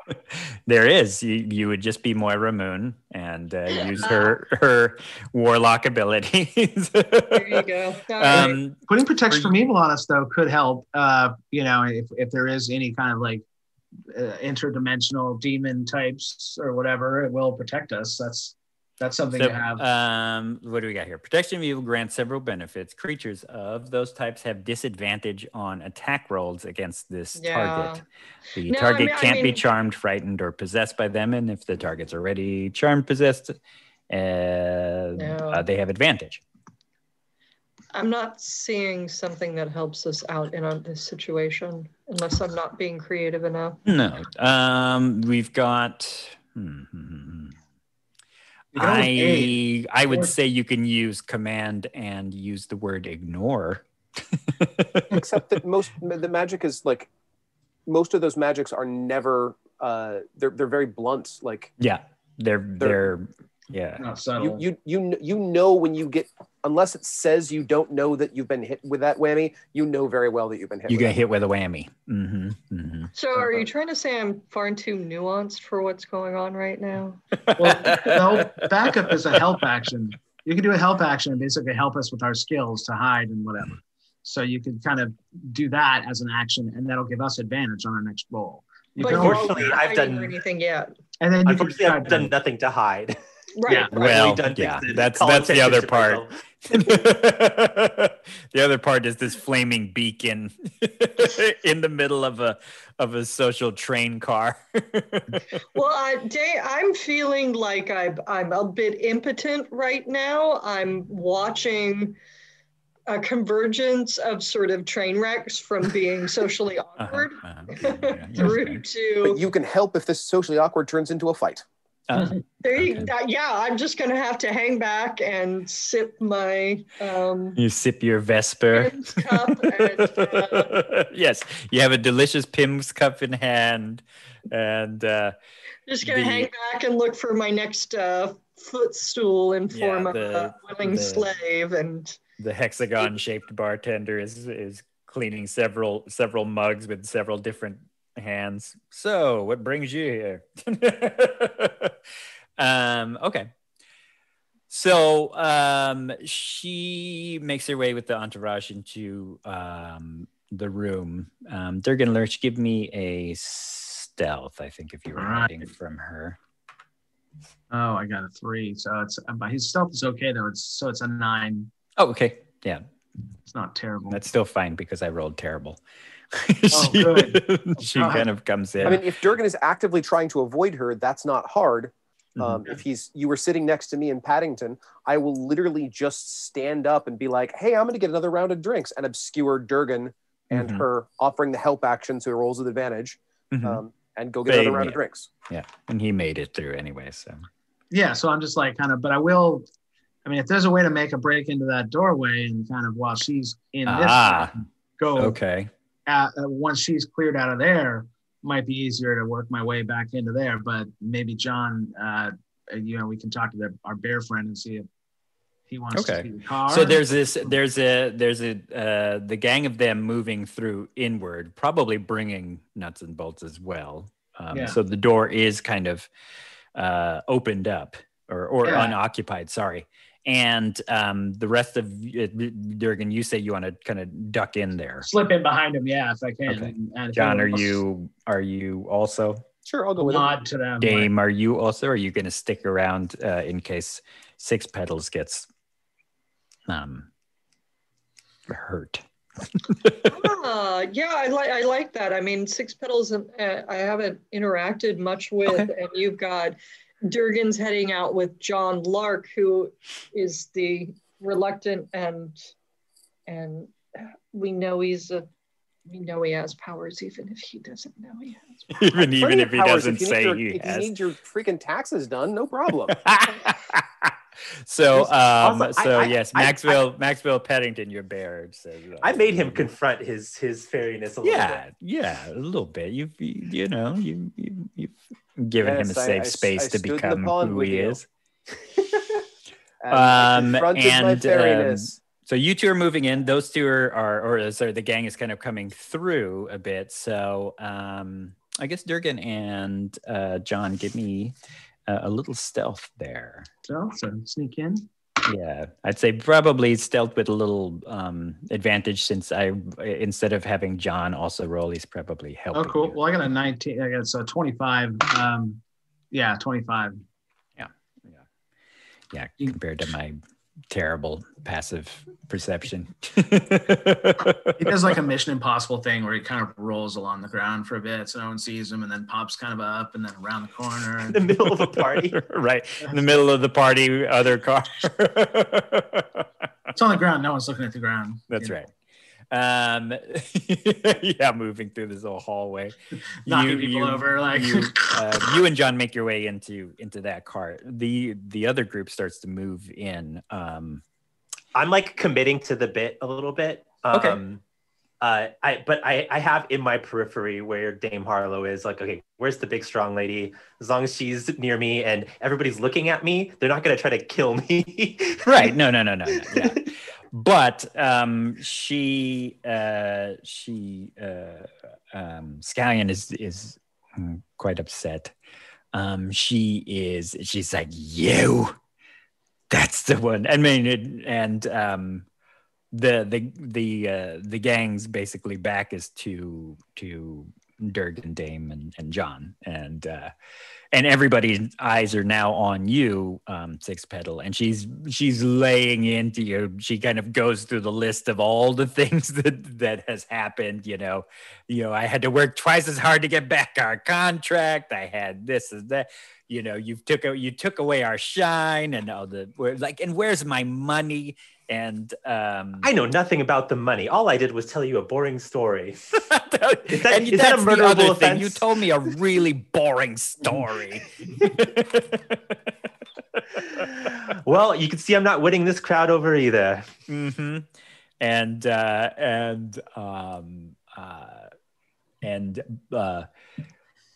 she's just kind of she has made no mention of assassins or anything like that, but she does say, she says, nuts, bolts,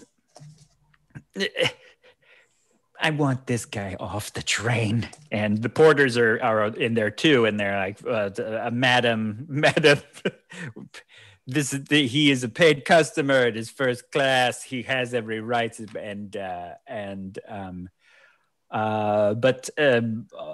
but she hits that device that seems to activate nuts. And or quick, bolts. quick reminder: Six Petals is not masculinely gendered. Right. Sorry. And so they move towards of Six Petals, and or bolts does, and nuts, and they're in that kind of glazed-eyed look that they're under control of something, and they're moving towards you. So the rest of you can move into that other car, except for Dame Harlow, who. What are you going to do as this crowd is moving towards of Six Petals? Namely, a very giant two-headed being. Right. I want to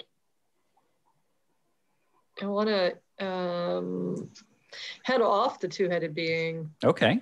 If that's possible. Yes, you can. Yeah, you've been readying yourself, so I will totally let you go. And I've been what?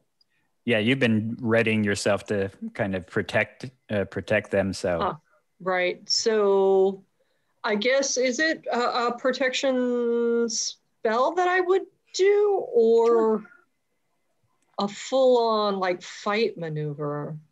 Oh, I will leave that to you. We're not really fighting yet, right? You can also like stand in the way and do like a grapple. You know that this very large being, you've seen bouncers move, and this bouncer is moving to yank up of Six Petals and move them. This is a great opportunity for that command spell. Area. You know, if you just step in between the two of them, you're like back or drop it or stay away. Yeah. There you go. Yeah. Thank you. Oh, you're in a command. Practicality. Okay. It's like a fucking superpower. Mr. Practicality. Right. Oh my God. In John Lark's honor, I step between Six Petals and the big beast, and I magically I don't know if you'll let me do this, but a handful of paper clips, like a big, huge fistful of fucking paper clips. And this is great because it's a little bit of predicament bondage-ish. I mean, and I throw them down to the ground and command the beast to count every paper clip on their knees. Nice. All right. Let me see how and they have to. I command them to count every paper clip by picking them up with their tongue. You know how your tongue is wet, and there's it's two-headed. So yeah, and then he gets it, and then he can do it twice as fast. 1, okay. 2, 3, 4. That's my story. All right. Are you gonna let me get away with that? Oh no, I'm thinking it's perfectly fine. It's a command to pick them up, and so Nuts and Bolts needs to make a will save on this, and the target they need to get is a 12, and he rolled a 3. Plus wisdom is not there, so a 3. This big being that suddenly kind of steam and stuff comes out the head of one of its helmed heads, moves towards of Six Petals, and you dive in the way and throw these paper clips onto the floor of the car, the social car, and say pick them up. And it is implied how it will pick them up in the way you say it. And it drops down in both of its heads. It kind of like pulls open the grill of the helmet of the other one, and the other one, who is without a helmet, starts lapping them up and picking them up. Lady Scallion is kind of banging this strange artificer device, going like, "Wait a second!" She's like, "That's it, Boltsy. Do not listen to that. You listen to me. You listen to your lady. You listen to the leader of this guild. And I now walk everybody's up. kind of laughing and chortling at this ribald entertainment. I walk up to them and I'm like, Nutsy, Boltsy, my two-headed friend with the personality of 10 heads. I thought we were cool. And I was all ready to write your memoir. I'm fascinated by how two such big personalities can coexist in one body. I think people need to know your story. Mm-hmm. And Bolts, as usual, doesn't say anything. You just steam kind of comes out of the helmet, and Nutsy is like, oh, hello, of 6 petals. 7, 8.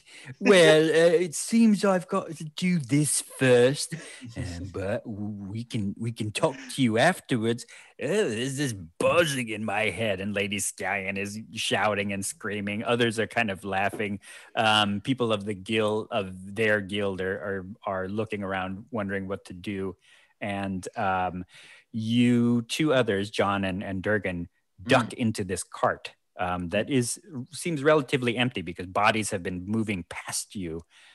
You've been moving forward, and we're going to take our 10 o'clock break, and I will cut to you all when we get back from that. All right.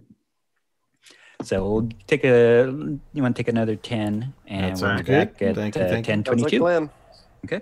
All right, we'll see you then. Thank you. Rightio. All right, please do stick around for the commercial breaks. They help support the stream. Thank you.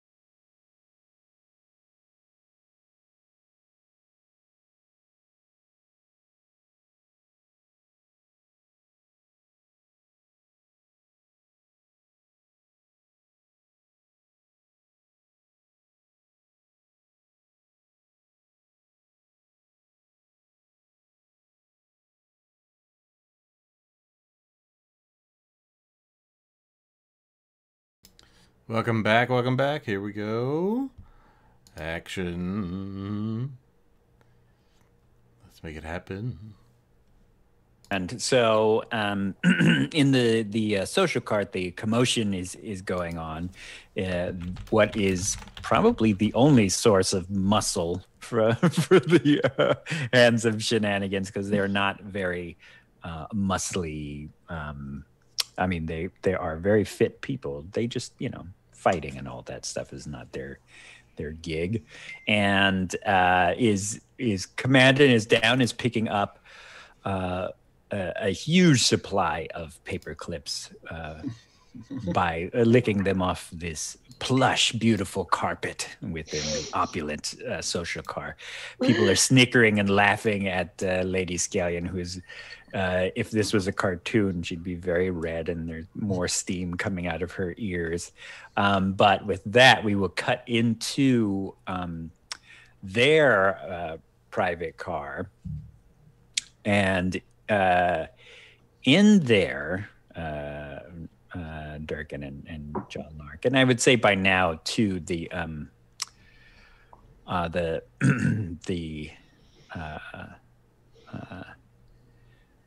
pretty much everybody's been cleared out, and you go in, and it is opulent as well, and even the rock gentleman, Jessic Stout Grip, had moved into the social car with Lady Scallion, and so it's empty, but you see the door across from you is slightly ajar as well. Oh, I'll make my way to it. So John, as we approach the door to the car to pass through it, before that, I will pick up one of the pieces of discarded clothing.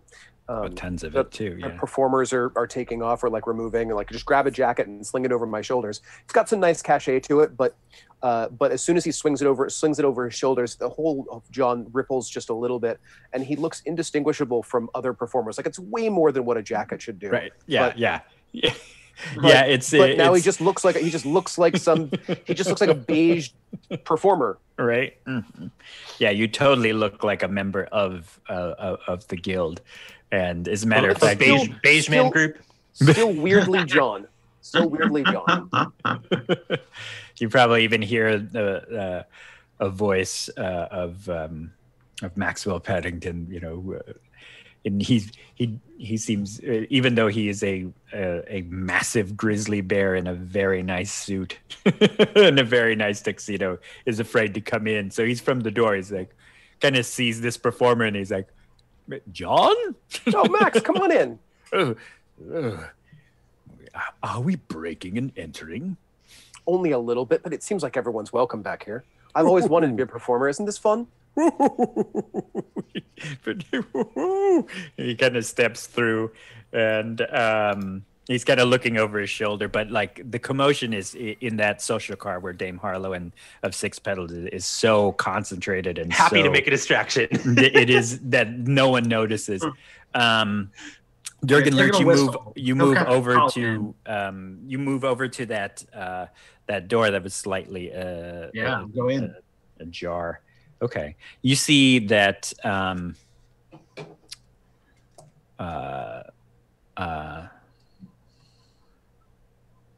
even with your glasses, you could see that the door handle, the locking mechanism, everything's been tampered with. It's been busted open.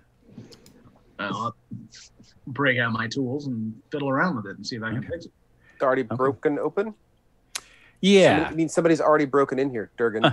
Oh, I get it. Like somebody's going after the car, maybe? Maybe my girlfriend, my future girlfriend's doing something. He's like, Durkin's like, maybe my future. And then you suddenly hear this whoosh, this whoosh of from the next room open up, and you feel this blast of warm, kind of sumptuous air of the midway outside, like churning inside. Oh, like the other car is being decoupled from the, like where it's open into the air now? Like the Like the side of the car is open. The side of the car door has been opened up. Mm-hmm. Well, yeah, I mean, I'll follow in through there, I guess. Okay. You pop open the door and you see the woman, the redheaded woman, and she's already kind of like, as the door opens, she leaps up into the convertible front seat of that car, and she's already kind of tinkering away at something. The side door is opened up, and she's like, all right, come on, damn it. Yeah, I mean, I'll move in kind of up behind her in a sort of "What's up, Doc" sort of way. I'll offer some advice. Right. Give me oh my god, that is so. I guess it's not really stealth, or maybe roll stealth with your charisma bonus instead like of agility. That's worse. It is getting weirder. Yeah, it's gonna get really weird. This is not gonna go well. 16, so 15. Oh, not bad. Yeah, not bad. Yeah. Level -1. Yeah. Yeah, it's so funny. And Paddington and John, you're kind of in their cart, kind of moving forward a little bit, and you hear the wind, and then you see Durgan Lurch, as much as he can, kind of Fonzie strut over into the other cart. But you do see, like, as the door pops open, that you see the side door, like the cargo door is open. And you see sparks kind of coming from inside the room as if like somebody's working on something. Durgan, you kind of move over there. Yeah, say, it looks like, it might be that the conduit's a little off there. You think it's the red goes to the green? And she completely is startled as she kind of buzzes around, and in one of her like gauntleted hands is like, you just see this blade like pop out, from the fist, like a cestus. Whoa! And she's like, who the hell are you? We locked eyes. Look, I pull the goggles up. It's hitting on you in the middle of your heist. You're like, I thought we had a moment back there. About the moment we had. So you kind of like working here. Like, he takes the goggles off. Your eyes, he's like, remember the John Belushi and Blues Brothers. Yeah, kind of slides it up, and I said, remember the fair? Remember the dag? And I remember what you had going on there with the puppets and all that, but you got some business here, right? What are you trying to figure out? Like, he's more interested in figuring out how to get this car figured out for her, because I think there's a part of him that wants to help her out. But he's like, yeah, so you're trying to gaffle this thing. You're trying to abscond away with this vehicle. Is that what I surmise? He's trying to sound like really smart. Right, yeah. She's like, yeah, I'm trying to steal it. Let me help. She's like, I need no, she didn't say I'm trying to steal it. She says, I need to steal this thing. Yeah, well, I need to help you. Why do you need to help me? She still is kind of pointing the blade at you. Well, I asked myself the other day, I mean, literally, I asked myself, and he said I should come and meet you. And I mean, he's an asshole. He's an asshole, but he told me something. And I can't figure it out. So I don't know. I'm here, and this is the most amazing freaking car I've ever seen. This thing's beautiful. Look at that chrome. You get to work on this thing, and he's just kind of in, fan. Yeah, he's just yammering away. Like, yeah.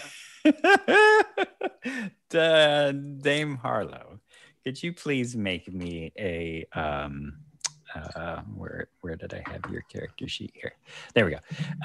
Please make me a there it is, an intimidation roll. That's with your +4. Why am I rolling for intimidation? Because I need to see what's going to happen with John and Durgan. Oh, okay. I mean, I'm okay with it. I just So by now, it's more an intimidation. Is like you are commanding the room right now. Okay. You and Eugen of Six Petals are commanding the room, and I just want to see if anybody turns their head towards the car, the private car. with my +4, I would say that some head turning is going to happen as I have scored a 15 all totaled. Nice. Okay, you are still in command of the room. What were you going to say, John? Sorry. Oh, I guess I just misinterpreted the view. So the lock has been jimmied to. So we were in the bar car, and there was right. So you're in the bar car. Car past that were the two private cars of that guild. One of them being their kind of hangout social car, the other one being where all their storage is kept. So it's not. We're a full car length away from everyone else. Correct. Yeah. Mm-hmm. And once that door is shut between the two cars, there are two doors between us and what's going on in the bar. Correct. Mm-hmm. Yeah. Mm-hmm. Mm-hmm. Yep. But they are still all occupied with of Six Petals and Dame Harlow's performance and stare down, I should say. And cool. I guess at this point I'm just going to announce, like, I'll say to Paddington, like, oh, fuck, I don't know what the hell's going on in here. I thought we were helping Durgan meet this girl, but it turns out she's stealing the car. I'm not sure what we're getting you into. Yeah, Maxwell's like, we've discovered something I think nefarious. a bit of adventure, John. I'm an accountant. I mean, you and me both, buddy. You and me both. He's very, very excited, and he's like, "Should we fight? Are we going to be in a fight, John?" I'm used to white collar crime. Yes, I'm used to white collar crime, John.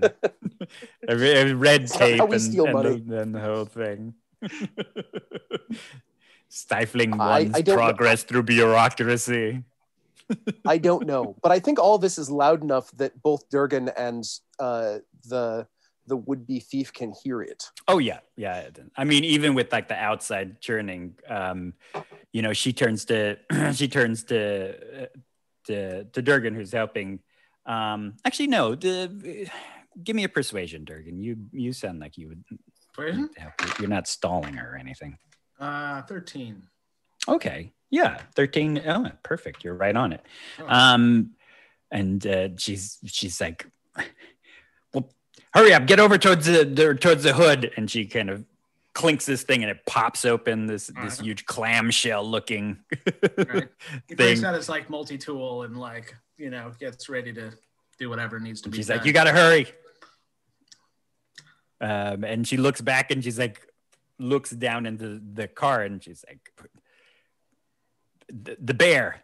Oh, actually, no. She sees she sees a member of the guild, and she's like, shit, it's too late. And she presses a button because John is a member of the guild by the looks of it, and she presses this strange button, and this bit of an explosion goes up, and the cars become uncoupled. Oh shit! You're in the front. Midgie's on the other side where John is, kind of barking at you. So yeah, she would have come out of our room. Yeah, she's kind of barking and yapping at you, and you see her kind of fading away. She's like, hurry up with that! I got to get out of here. What do you do? So the John, cars are starting. You just see it's not an explosion as much as it snaps the coupling system of the carts, and so you see one going forward. You're starting to drift back. I let her know. I'm like, no, I know the guy. It's a disguise. Fix the damn thing. And she's kind of gripping her arm. She's like, I don't got much time. I help her. I'll just do whatever she needs me to do to kind of get the car going. Okay, easy enough. The thing gets souped up. She and you hear it roar to life. There's these. Like I had described, the turbine engines in the front are actually revving up.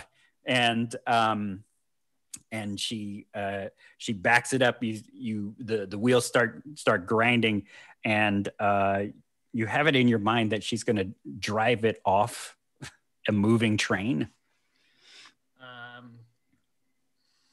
I'll jump on there with her and say, "What the hell are you? Where are we going?" Oh, it's she then says, "We ain't going anywhere good looking," and she gives you this big old kiss, like Durgan, this big old kiss, and she shoves you off the hood of the car. Oh, no. and she says, "Where I'm going, it's too dangerous for somebody good looking like you." And she boom, and it zips out of the moving train, and you see it like buckle and slam against the ground of the midway, and then float up and then blaze off out into the darkness.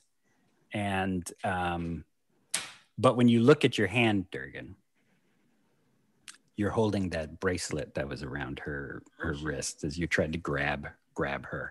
Oh, no way.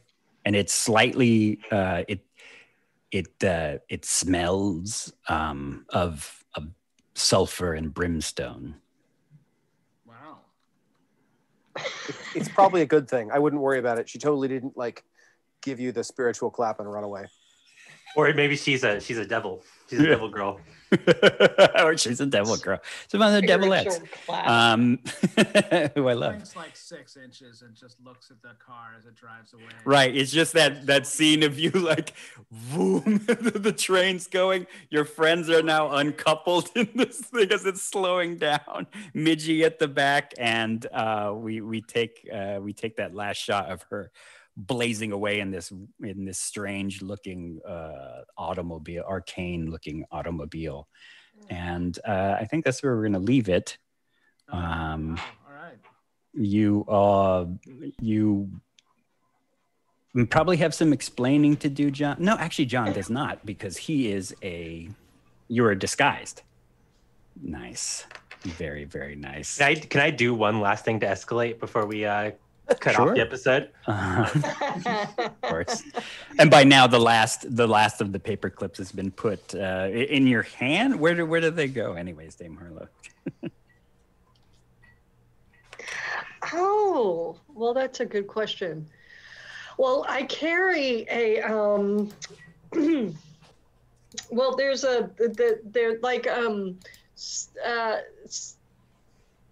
some religions have sort of the believers will carry a little pouch around their neck or around their waist, and it's a pouch, and it will have like rocks and gems. Yeah, and little skulls. reliquaries. Uh-huh. Right, and so Dame, I have a necklace pouch that I carry around my neck of like little remembrances from my exes. Jesus, words are escaping me right now. A supplicant, little tokens and treasures and mementos. There you are, John. Of supplicants. Tokens of her supplicants. And so, yes, this entity has gathered the paper clips together, right? And magically they all fit in my little. Gotcha. I fear saying this for fear of appropriation. I'm going to use the word like a juju bag. Okay. So that's so the paper clips, hands to me, and then they sort of magically meld into one, paper clip that I keep in my put it away. Gotcha. My bag of trophies, of supplicant trophies. Supplicant trophies. Gotcha. There we go. Okay. She totally doesn't keep a logbook of her conquests. Of 6 petals. Please. What would you like to do at your last? I know Lady Scallion's first name. Yes, it's you found out. That's right. It's Shannon. Shannon Scallion. Shannon, my darling, can we stop this here? I have a proposition. You know by now that I'm a scoundrel. We all know that you're a scoundrel. If you're just gonna keep yelling at me, why don't we make this official? Why don't we make this entertaining? Why don't we be rivals or something like that? And I pull out my rapier. Why don't we duel? Let's give everybody a show of this at least. She's like,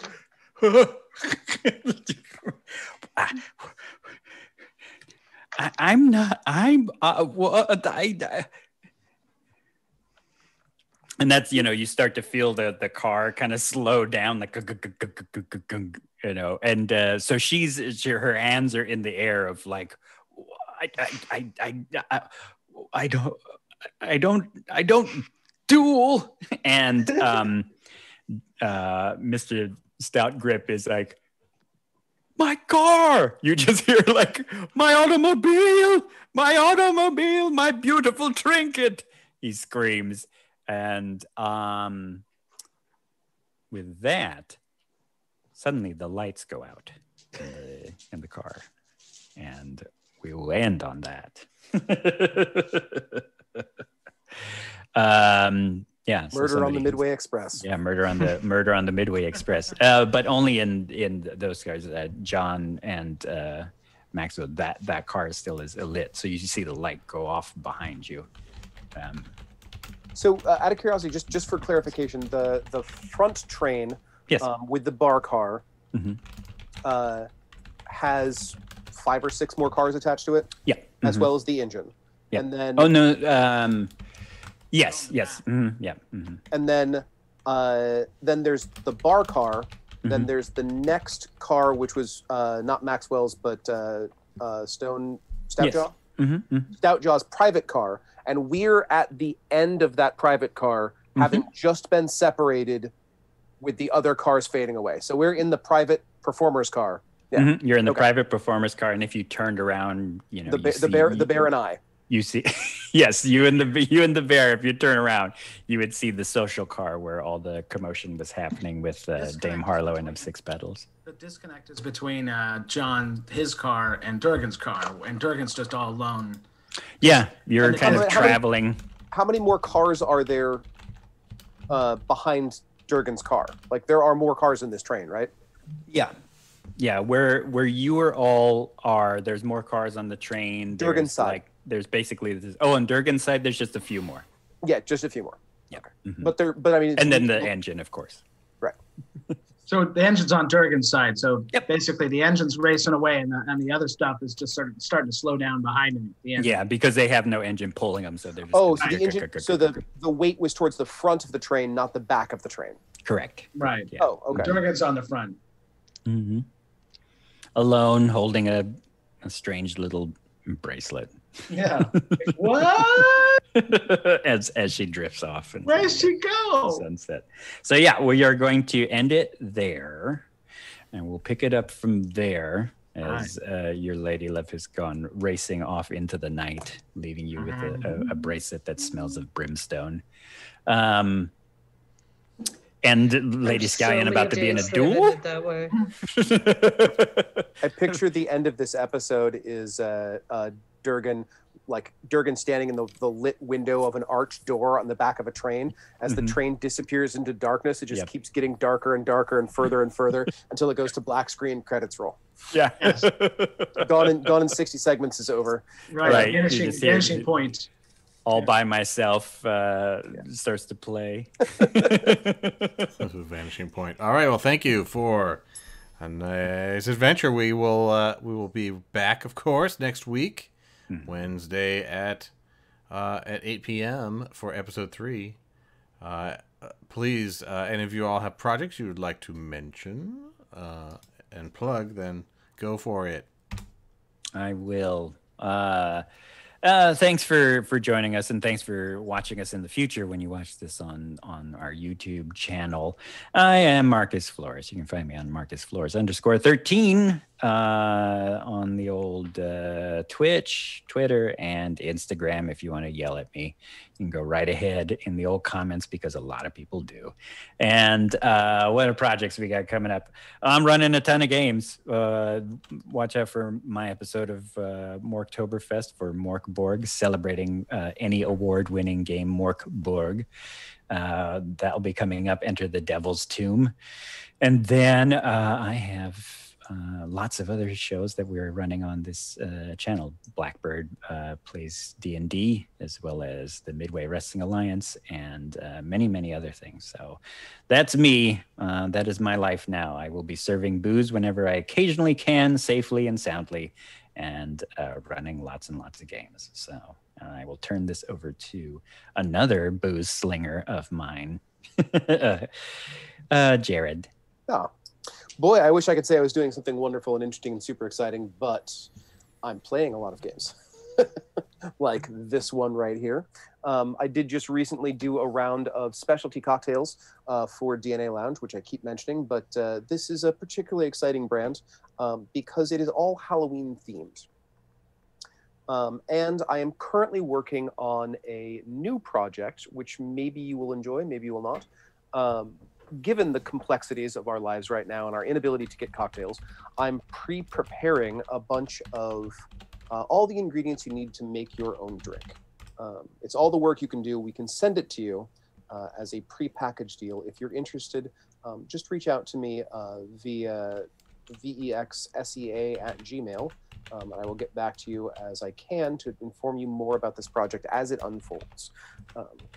But this is a low effort, low commitment way to just get together and do something fun with alcohol or drinking in general. And because they can just mix up like sodas.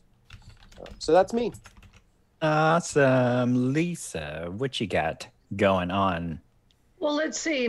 Please don't forget that the Frog's Breath and Dame Harlow's signature drinks of the Aternium Road are available for either pickup or delivery. That would be San Francisco delivery from DNA Lounge.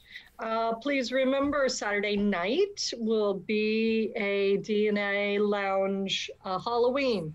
If you know anything about San Francisco, and if you know anything about DNA, Halloween is akin to Christmas for some here at DNA Lounge. So we're still going to have a taste of Halloween, not quite the 5-room extravaganza that would have usually happened.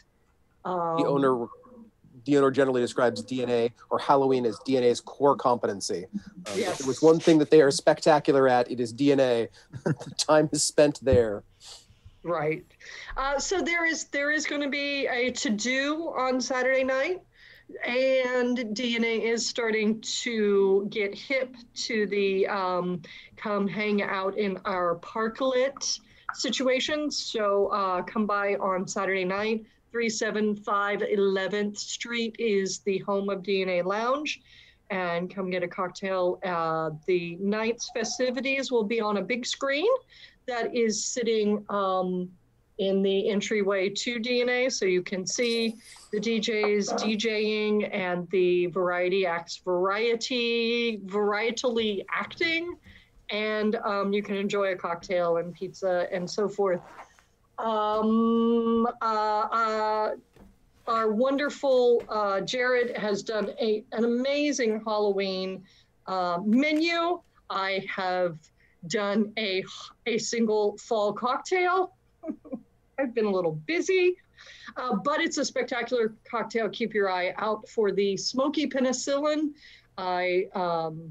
If you're familiar with classic cocktails, smoky penicillin is usually made with scotch. I made it with a lovely rye, and it's still smoky as fuck because of Lapsang Souchong tea, and it's my favorite drink now. Frog's Breath was my favorite, and now smoking penicillin is my favorite because I am fickle and changeable. And just pay attention to DNA Lounge for lots of shows that we are recording, as we have our own little public access TV station going. Seriously? I'm camera 3, so if you look at the webcast, and I'm on the left side of the stage, so if you like the camera angles, that's me, and if you don't like the camera angles, the other guy's name is Michael. That's about it for me. Nice. Always cut to camera 3. Very good. Camera 1? Camera Yeah, 2. camera 1, Camera camera one. 3. Camera 1, better And here, camera better 3. there. Devin, Hi, give us the lowdown on your good stuff. I'm Devin. I'm at Devin Decibel on the internet. And check out my band, the Y Axes, the YAXES, if you like sad pop music with synthesizers and loud guitars. We're not playing at the moment because of but help us get our Spotify numbers up. It's hard out here for starving musicians. Yeah, it is. And And have day jobs. yeah, silly Unjust. day jobs. And playing Durgan Lurk, Mark Johnson. Say good night and tell us what you got going on. I'm looking forward to another episode of Collateral Damage. I had a lot of fun with that, and I'm looking forward to sort of finishing that up. So I know we're kind of working on, so we can all look forward to that. And for me, I don't have a lot of other stuff to pitch, except, I just vote, just fucking vote. Oh, yeah. Be smart. And Yep. just, it's us. It's all up to us as people to make the world better, and no one else is going to do it. So that's my pitch. All right, thank you. Thank you, everybody. You're all so... Yeah, going back to drinking and think about voting. Oh, boy. Thank you so much. Wait a second. Before we meet again, before our next episode, the election will happen. Yeah. It's that close. Oh, yeah. Yeah. So what you're saying is yeah. there's possibly never another one of these? Oh, no. The Aternium Road will exist even if ours... Even after we go. Even if our roads end. Dame Harlow just may be better armed after. Yeah, exactly. Executive producer Marty Kaplan, take us on out of here. All right, cheers. Thank you. As ever, amazing job, folks. We love these adventures, these characters, these interactions, these stories. All actual play right in front of your eyes from the brains you see before you. Wonderful humans all. And we will call it there. Have a great night, everyone. And I hope that you have a good time on the road. Happy Halloween! Happy Halloween! Well, happy Halloween. Happy Halloween. Come close, my dears, ashes for your fears. I am the king of the wandering souls. The weeds and dirt, the losses and the hurts. These are the fields where your words become cold. I am the king of the wandering souls. Welcome to my vast empire, all you behold and beyond. Pull up a crate by my tin can fire, we'll tell stories from dusk until dawn. We'll tell stories from dusk until dawn. I stand guard at the gate, hold the key to the state. I am the king of the wandering souls. To enter the midway, you first must gain